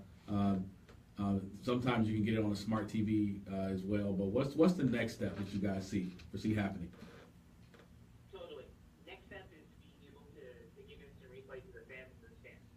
Now, imagine being able to go to the game, actually be in the stadium and be able to pull out your phone and be able to do instant replays. There's so many times when you're like, oh, what happened? The crowd went wild and you happen to be looking away or something like that. You can pull out your phone and you can see the instant replays, and it stays on your device. So when you go home, you can look at it again. The biggest thing is there have been white papers and articles that have been written about millennials are slowly, falling away and not going to live events. And the reason they're doing that is because everything is social media, everything is internet based, and there's nothing for them to interact with. So imagine being able to go to the game and still be able to interact with it. You've seen it millions of times where you've got kids that are at a game and they're still on their phone. Even though there's tons of action happening 100 feet away from them, they're still on their phone. And they need to take pictures or maybe doing stuff on Facebook. But what Replay Locker would be able to do is basically give instant replay, give them the ability to, even though they're there at the game, they can do instant replay and look at those plays over and over and over again. And then we're also in the works with eventually getting it to where not only is it an instant replay to a fan that's in the stand, but it's also a game day experience. So when you actually go to the stadium, you can do everything and anything from Replay Locker app. You can chat, you can hashtag. Go ahead. You mean you can chat, you can hashtag, and do all the social media things along with. That's pretty cool. Yeah. So that will be that. Others that are in the stadium, you can order your food, all that kind of stuff. Oh, that's awesome. I look forward. I would definitely be. That's something I would be interested in doing if I was at a game. That's pretty cool. I look forward to that technology. Well, hey, Luis, we appreciate you coming on. We got to get out of here, but right now, if we got some coaches and some players and other people, we got a lot of fans listening, also listen to the replays of the podcast. If someone is interested in get a hold of you guys to buy a Replay Locker system or get more information on it, where can they go? Yeah, check out replaylocker.com. Replaylocker.com, you can see a couple videos on how easy it is to set up and how it's working. You can purchase from there, and you can get in contact with us from there as well. All right. Well, I appreciate it. Thank you for coming on, and we will definitely get that up on the podcast with the information so they can do that. And thanks for coming on, and good luck in all your future endeavors. You got it, guys. Thanks for having me. I appreciate it. Thank you. Thanks, Luis. Thanks a lot. Replay Locker.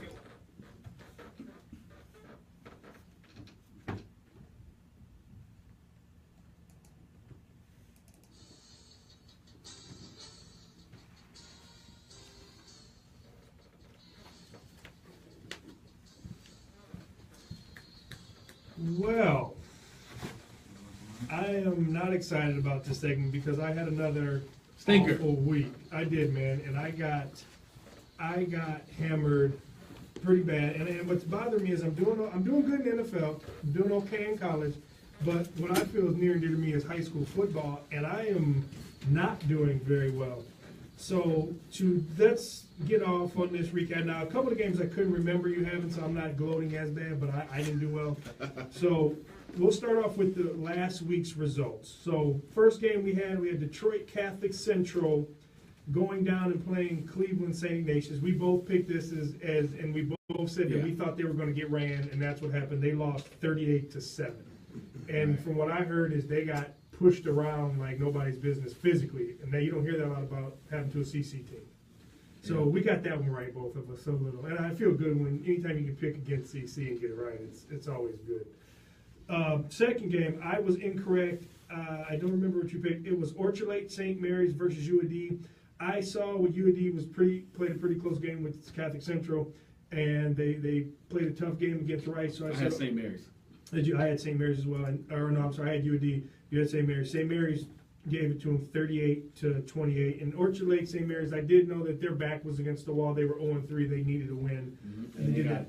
This is the one that I got wrong that I'm really puzzled by. So we said that it was you said it was a must-win for I said West Bloomfield will come out and pop Clarkston, and I got that right. In Clarkston, I have seen them play. They're a good football team, and Right. for them to lose the way they did, 37-16, and with Beasley threw 4 touchdowns last week, which he needed to get off the schneid with that. So maybe I don't know if this is the turnaround their season, but we'll get to that when we talk about this week's picks.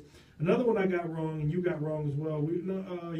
We both went with Traverse City Central over Portage, and Portage went in there and beat the brakes off. I didn't trust the Kalamazoo team, but they obviously I was wrong about that one. 49-34, Yeah. and that was a surprise because Traverse City Central is I think they got a 20-year straight run of making the playoffs, and we played them last year. Very well coached, good team. So, and then the last pick, obviously Turk got it wrong. I got it right, but he had to. De La Salle played Brother Rice and kicked him in the mouth, 36-14. Semantics. Huh? Semantics. No, I watched that game. It wasn't semantics. It's very rarely you see a Brother Rice team by a De La Salle team get pushed around like that. And it was a little bit of a. I know you got to be careful what you say. What you No, do, we got to bounce back. We got to bounce back. Big game this week. So, but so I went 2-3. I went 2-3. I went 3-2. Yeah. Even in a bad week, 3-2 is a bad week for me. So for this week's picks, Game 5 predictions, our top 5 games, we have Rochester Adams versus West Bloomfield. I've seen Adams play. Adams is a different animal right now. They're I've got West Bloomfield. I think West Bloomfield has finally woke up, and Ron Bellamy and the team is going to do it again. They say they stay woke now. They stay woke. I got Rochester Adams. Nothing against West Bloomfield. I'm not sold on an offensive defensive line, and I've seen Adams, so I don't think it's going to be a blowout. I think it's going to be a close game, but I believe it is at West Bloomfield, so they may have the advantage being home. Mm-hmm. Second game, and this is kind of out of our I don't want to say comfort zone, but out of our area, is Romeo versus Eisenhower. You got Romeo, who's come on the last couple of years as a pretty solid team. I got Eisenhower. I got Eisenhower as well. I've seen 2 of their games, and they're just. Yeah, Romeo's not that good, man. I know it sounds like they're getting better. They're not ready for Eisenhower. So. Now, another Catholic League matchup. We got De La Salle versus Orchard Lake St. Mary's. Orchard Lake St. Mary's has a lot of great skill positions, but their offense and defensive line are smaller than usual. I saw De La Salle, up front. They have a great line. So I like De La Salle. I like De La Salle. This one is a throw-up. It's a Divine Child versus UAD.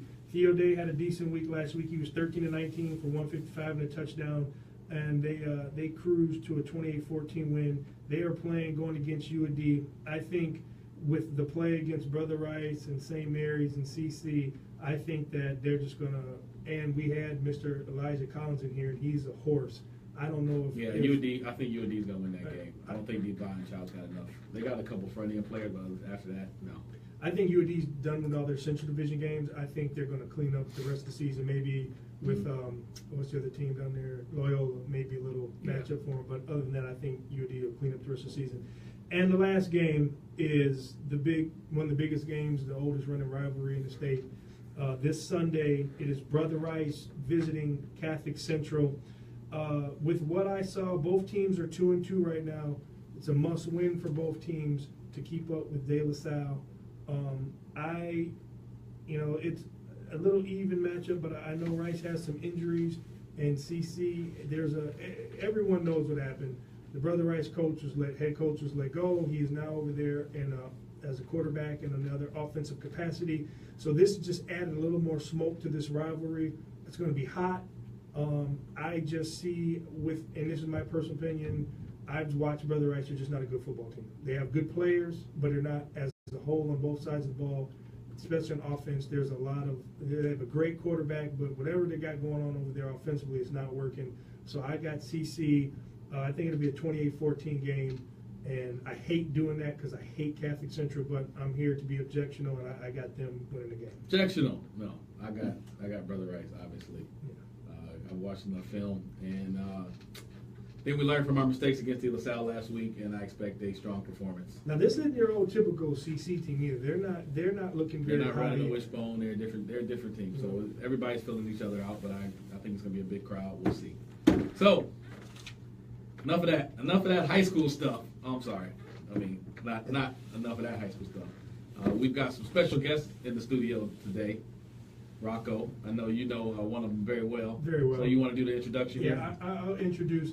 So this coach we have here, when I actually got into my coaching career at Farmington High School, this is one of the first guys that was actually nice to me, came up and spoke to me, and I don't know if he felt sorry for me because I didn't know what I was doing. You felt sorry for him, you can be You honest. didn't know what you were getting into. I was looking around and very quickly kind of had to talk some noise because he's a Harrison graduate, so you know that's how it all started. But really got to know him, got to watch and see how he coached. He's the offensive coordinator at the time and quarterback coach, so learned some things from him. Watched how he coached his players and the way he called games, and really we had a really good team. I stepped into something that Farmington hadn't been good for a while, and we had some players, and we had. I like to say it was a fun. I've had fun coaching, but when you can turn something around, and it was a great season. We all bonded as coaches, and then me and him have been friends ever since. So with that, it is Joe Pacey. I know people saw it, might say Joe Pesci. Joe Pesci on the show. And if you type his name He's in, too tall. I actually had to type your name in to get some stuff, and I actually had to type in Joe Pacey football coach, because if not, I'm getting Joe Pesci all over the place. So he is the head coach of South Line East. But what I want to do is kind of let you talk about yourself, explain to us, like, I know you're a former football player, so kind of tell us, your high school experience up until where you're at now. Okay. Well, first off, thanks for having us here. We really appreciate the opportunity to come in and talk about our program and where we're at right now. But as for myself, I grew up, went to Farmington Hills Harrison. Graduated in '94, so I was on the '93 state championship team. And then from there, I was able to go on and play at Albion College as a quarterback played all 4 years. Was on the national championship team in 1994 and 3 league championships. And then once I graduated from there, I got right into coaching back at Harrison as a freshman coach for 3 years, and I got hired to teach at Farmington High, where I was pretty much automatically as the offense coordinator from day one. Did that for 10 years on the varsity, and then moved down to the JV for 2 years before moving over to Harrison. Harrison JV team for 4 years. We had a pretty good run there, and then the South Line East job opened up. I lived out there. I told John Harrington once that the only school that I would leave Harrison for was South Line East, because it was where my kids were going to go to school, and just kind of seeing the state that it was in, it was going to be a potential for a sleeping giant down the road. And I was fortunate enough to land the job, and I'm in year 3 of that now. Well, before you go any further, I just want to let you know I am a Knightsbridge Gate resident. So all the kids in my neighborhood, they go to South Line East. Outstanding. Actually, I know for a fact there's 2 guys that play football for you. One last year, Miles Jarrett. Alvin Jarrett. Yep. Where did I call Miles from? Think about the defensive end from here. I wish we had Miles Alvin's Jarrett. son. Yeah, Alvin's son, Alvin Jarrett, and Cliff's son, Carter. John Carter. Yeah, John Carter, who's a pretty good DB for you guys, right? He's one of our best receivers. Unfortunately, he suffered an ankle injury in week 2, and he's been out since. But we're hoping to get him back next week, fully healthy. So I posted. I said, hey, Joe Pesci is going to be on the show this week. I posted on our Knightsbridge Gate page, so the whole neighborhood is watching. We got about 119 like little kids. I'll be honest, because my son's like 4. He's going to be 4 this year. But it's a bunch of little kids. So we got some events, some future awesome. South Line East football players. So the parents are listening like, Coach, tell me what the program is going to be, because my kid is coming up in the ranks. So now this went from an interview to a recruiting session. Yeah. That's okay. Recruiting. Now go ahead. So let me ask you a question. So you just said it that, you wanted to go, if you were going to leave, you went over there. And obviously South Line was kind of the power out there, but you walked in. I remember when we talked and you said, hey, it's the same thing. You said, I think if I can change the culture, I think this can be a sleeping giant. So right now, this is your 3rd year there? 3rd year. So as far as changing the culture and building the program, how's it going? Because I did see last week you guys beat Wall Lake Northern, which I think is a pretty good accomplishment. I mean, they're not Wall Lake Western, but they're a good team. And when I looked at it, I said, okay, my guy's over here doing stuff now. So how is that going as far as you changing the culture? And what did you have to change it from? Well, anybody who's familiar with South Line East, there hasn't been too many successful seasons. They had one year in 2012, they went 5-4, made the playoffs. But other than that, every year I think it's 3 wins or less. We went 1-8 my first 2 years, and there was just a lot of bad habits that we had to break the kids out of, the returning players primarily. And it kind of started installing how we wanted to do things, in a championship type way that we did at Farmington with that group, and coming from Harrison, it's from day one. That's kind of how everybody's taught. But so just trying to instill what it takes to win, not just during the season, but the off season is such a huge part to it, and that's probably what we face our biggest challenge since I've been there is just getting the off season rolling and really making strides there. But we've done a pretty good job this year. We have Chris here. He was a freshman my first year, so his group has kind of come up and grown up with us as the coaches, as the staff, and they've really bought into what we're trying to do and how we're trying to do it. And every group underneath that is kind of buying in as well. So when you say challenges, is it a administration, school, parents type deal where they're not used to the culture of you? Because I understand, I know I give a lot of mess about Harrison, but I do respect Coach Harrington, and I've known and been friends with a lot of guys that come out of that program, and it is the same type of discipline like at Rice, right? And when you have a winning culture, there's tendencies that are built. There's things that you almost are expected to do, and I think being at Harrison, you kind of take that for granted. You go to a program that's not used to winning, and some of the things that you think are just common knowledge, you're like, we got to do that or this and that. I know that's got to be that's a huge deal at a program because you guys got great facilities, great location. Like I said, I'm around the corner, so I know it's nothing but houses over there. So if you could get all the kids just to go to East South Lion, probably could build a powerhouse because there's nothing but houses over on 10 and Napier. So is it the culture of changing the parents as well as the players, getting them, or what's been your biggest hurdle? The parent support out there has been outstanding. They understand that it's a major process and work in progress that we're in right now. But the support has been outstanding. The hardest part is to just start getting guys to buy into what it takes to be a championship program. It's going to take lifting 3-4 days a week. It's going to take having practices that go a little longer than 2 hours, 2.5 hours every day.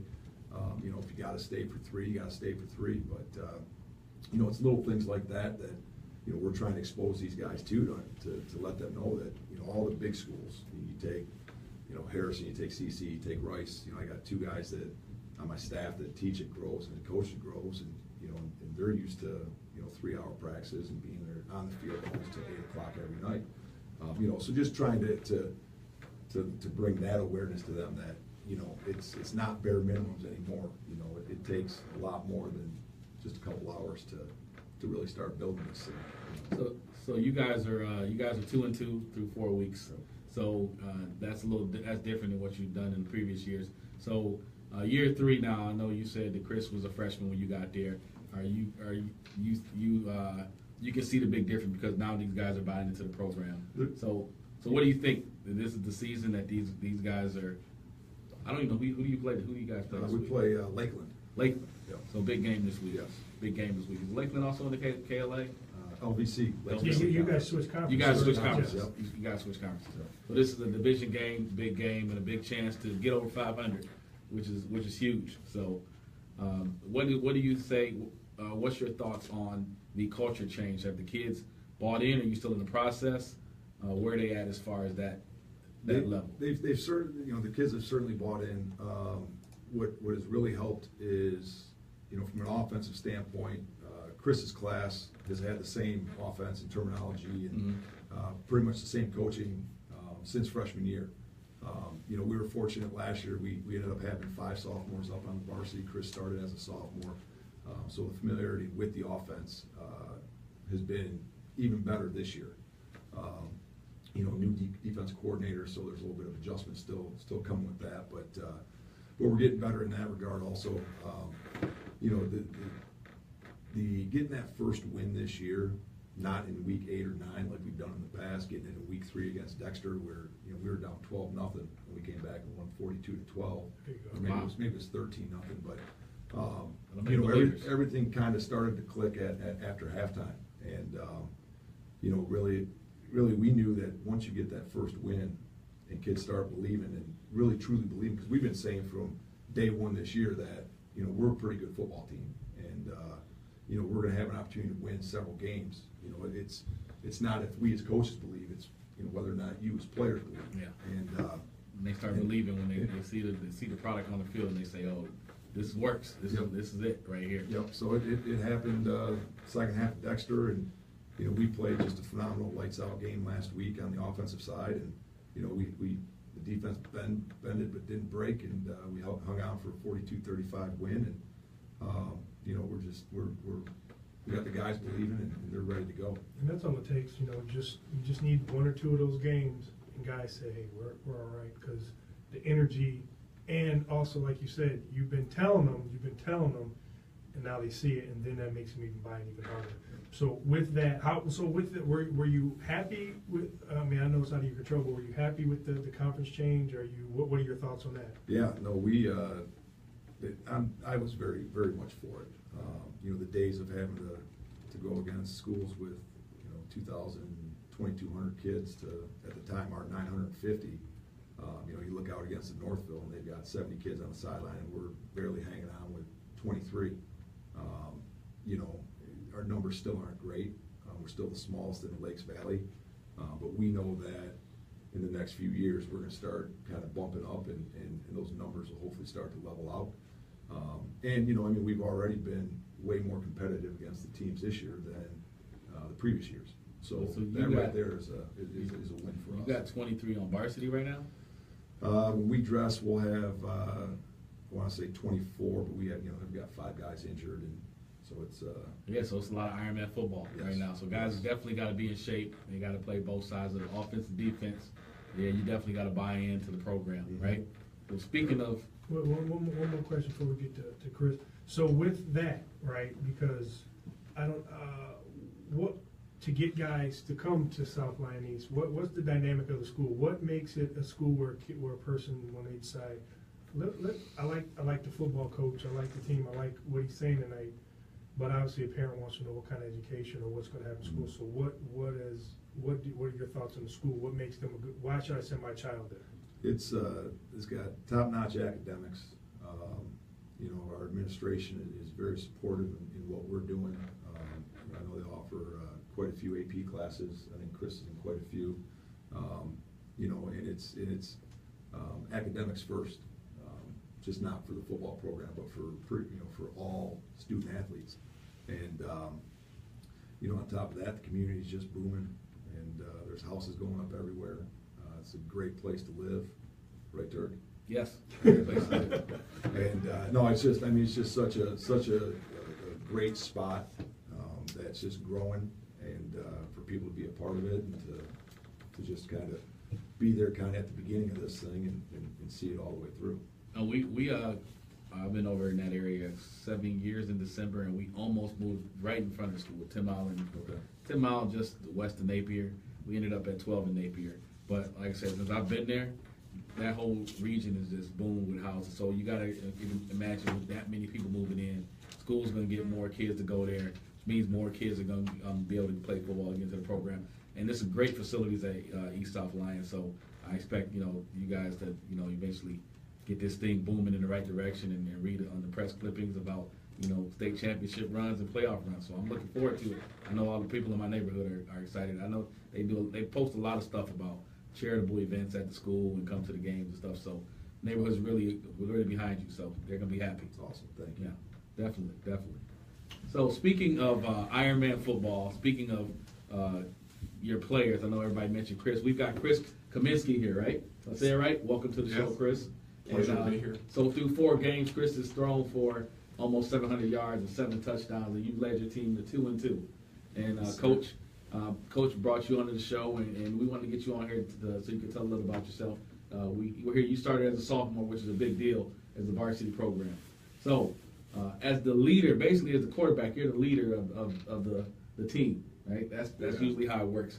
So, how has your experience been being a freshman under coach and coming to where you are now? Well, I think just being in the same program and under same coaching for now third year has made a huge impact. And obviously sophomore, starting on varsity last year, that was a crucial year. And I think just getting to know the pace of the game and the difference from freshman and JV to the varsity level is huge, especially for my position. And I'm just, it makes a big difference from the jump to sophomore and junior year. And, next year, senior year, I think that's just going to be even better. So I'm excited. So I know Rocco wants to ask some questions for you, but so just a little bit about your background. You played Little League football going into East South Line. Yes. Right, but yeah. you always knew that you were going to be going there. But before you got there, you didn't know you were getting a new coach. Yeah, I was fortunate enough to, right as I went into my freshman year, got new coaching. So it was pretty good to have that. And I've played Little League in Southline since third grade. So, growing up with the guys and everything, and obviously having two different schools, it's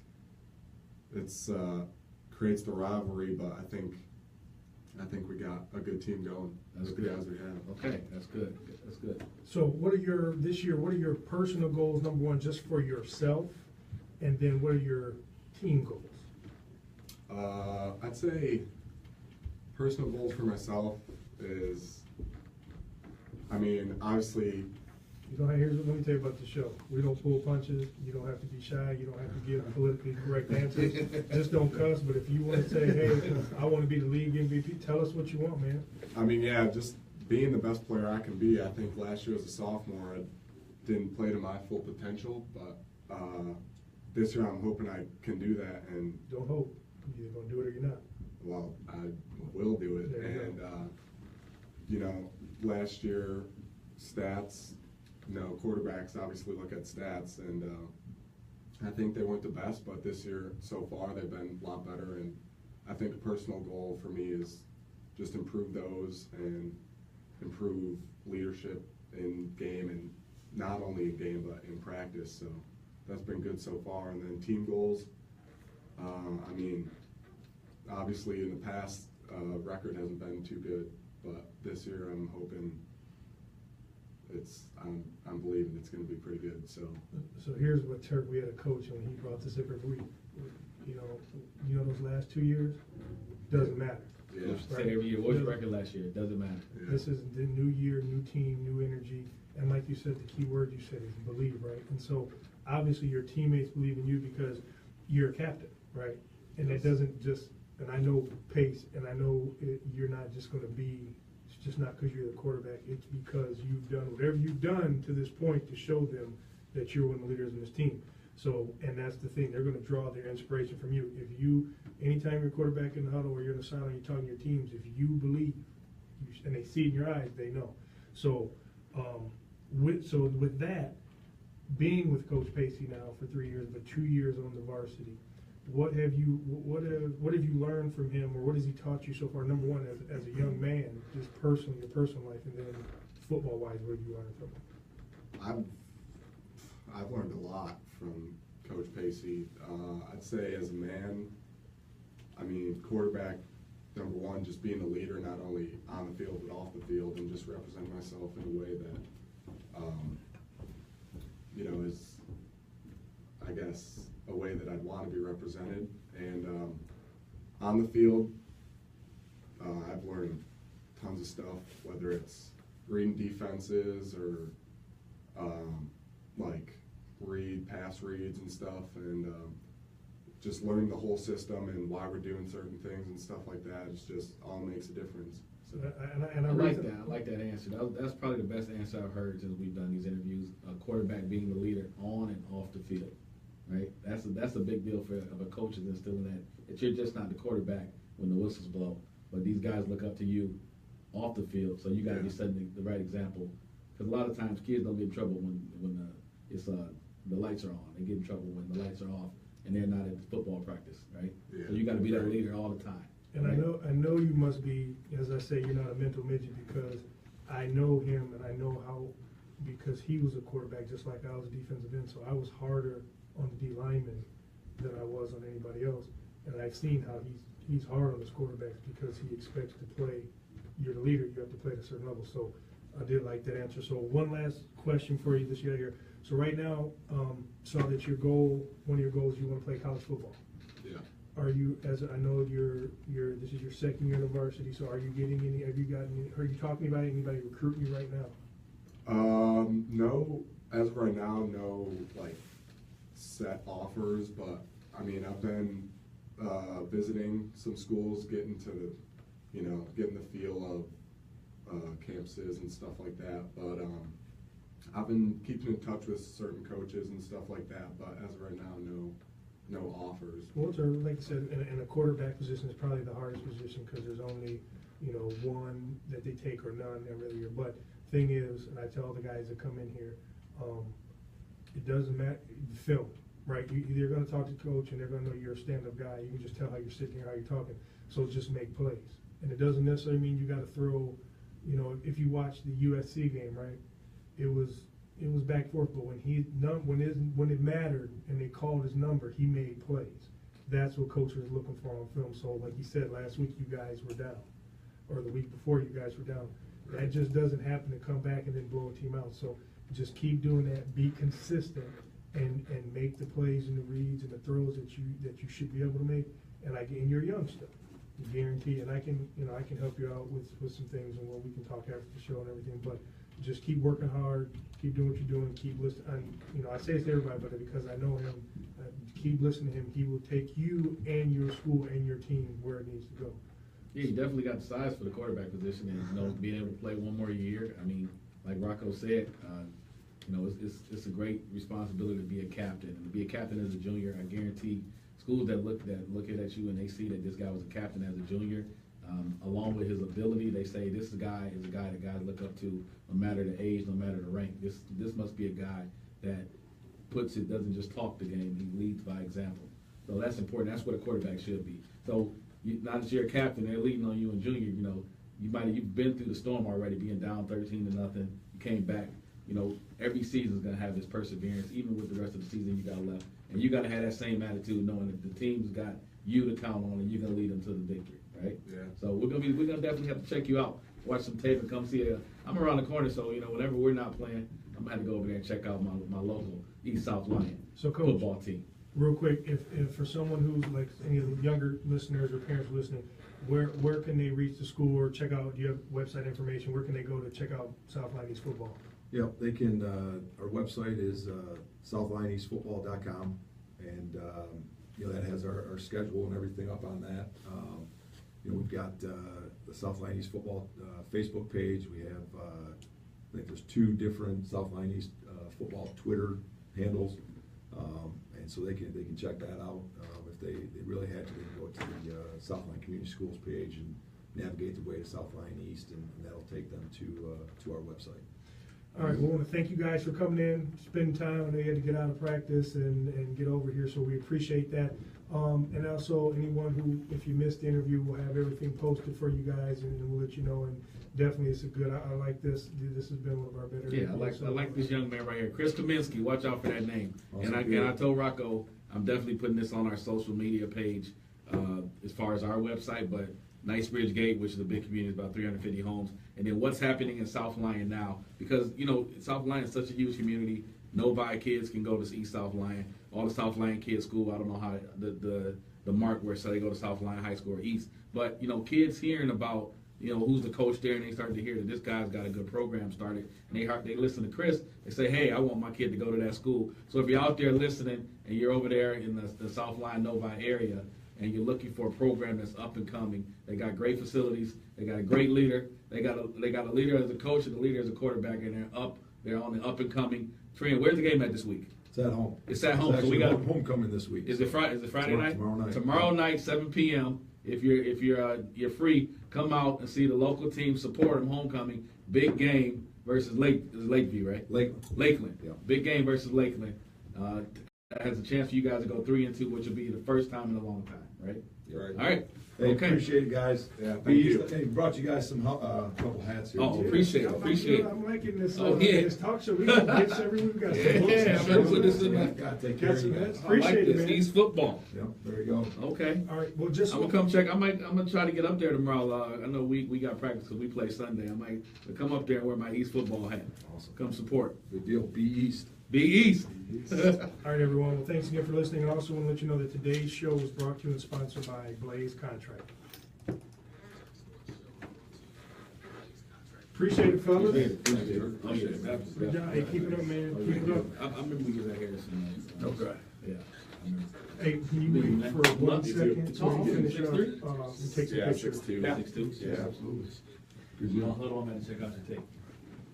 Yeah, I am one second. gonna- Hey, you guys, can you guys sign those? Yes. things up there? We want to get a picture before you leave. Yeah, Yeah, West. we'll hang out there. Thanks, guys.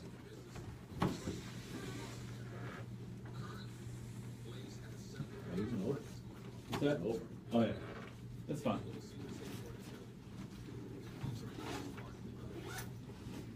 I gotta do this. I gotta do this over. If you're out there listening and you are involved in the development process, upgrading or improving exterior property or infrastructure, you need to give Blaze a call.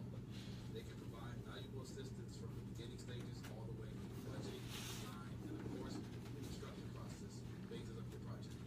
You will experience the administrative needs provided by Blaze that will ensure that your project will be completed on time and within budget. Allow Blaze to light the fire for you and pave your Let me road to read this success. before you start the Give music. them Okay. a call today. Call 313-364-1000 or visit their website at www.blazecontracting.com. Also, just once again, want to give a shout out to Beirut Palace for the great food that they provided for us today. We had some great shawarma sandwiches, some hummus, some pita bread, some fresh baked bread. So thank you very much again. Hey, guys, if you want to go out for dinner, have a great dining out plans, go check out one of the 4 Beirut Palace locations. And if you're in Royal Oak, stop by Beirut Palace at 205 South Main Street, ask for Mo, and tell them that you heard about them on the Rockin' Turk Sports Show and get 10% off your meal. So for more information, call them at 248-399-4600 or go to their website at www.beirutpalace.com. Do it today.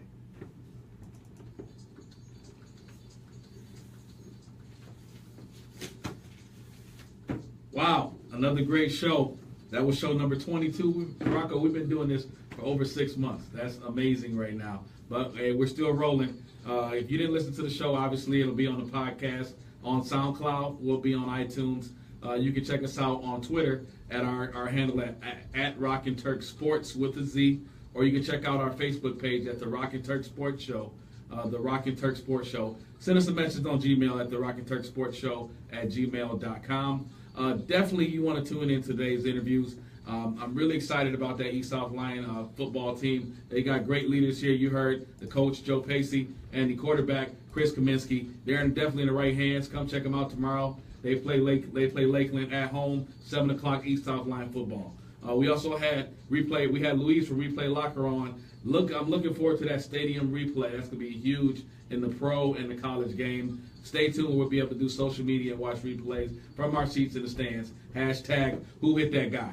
All right. So next week we're gonna be wrapping up, and obviously Turk will be dominating again in the high school, professional, and college ranks about picking the games.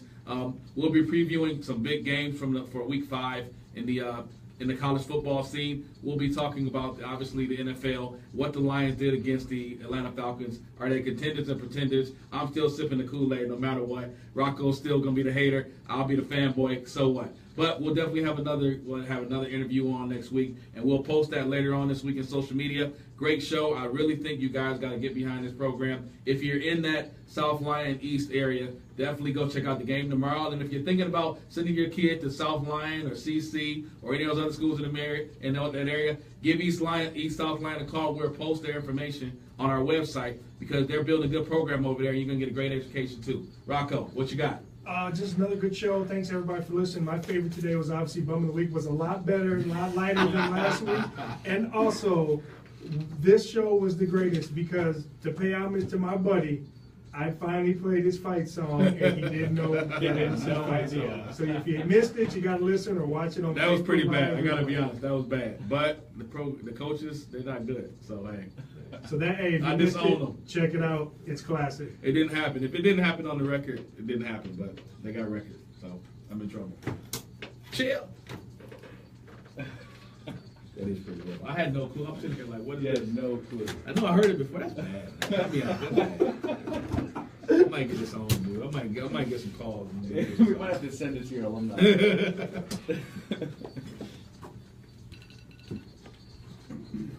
How would that be, but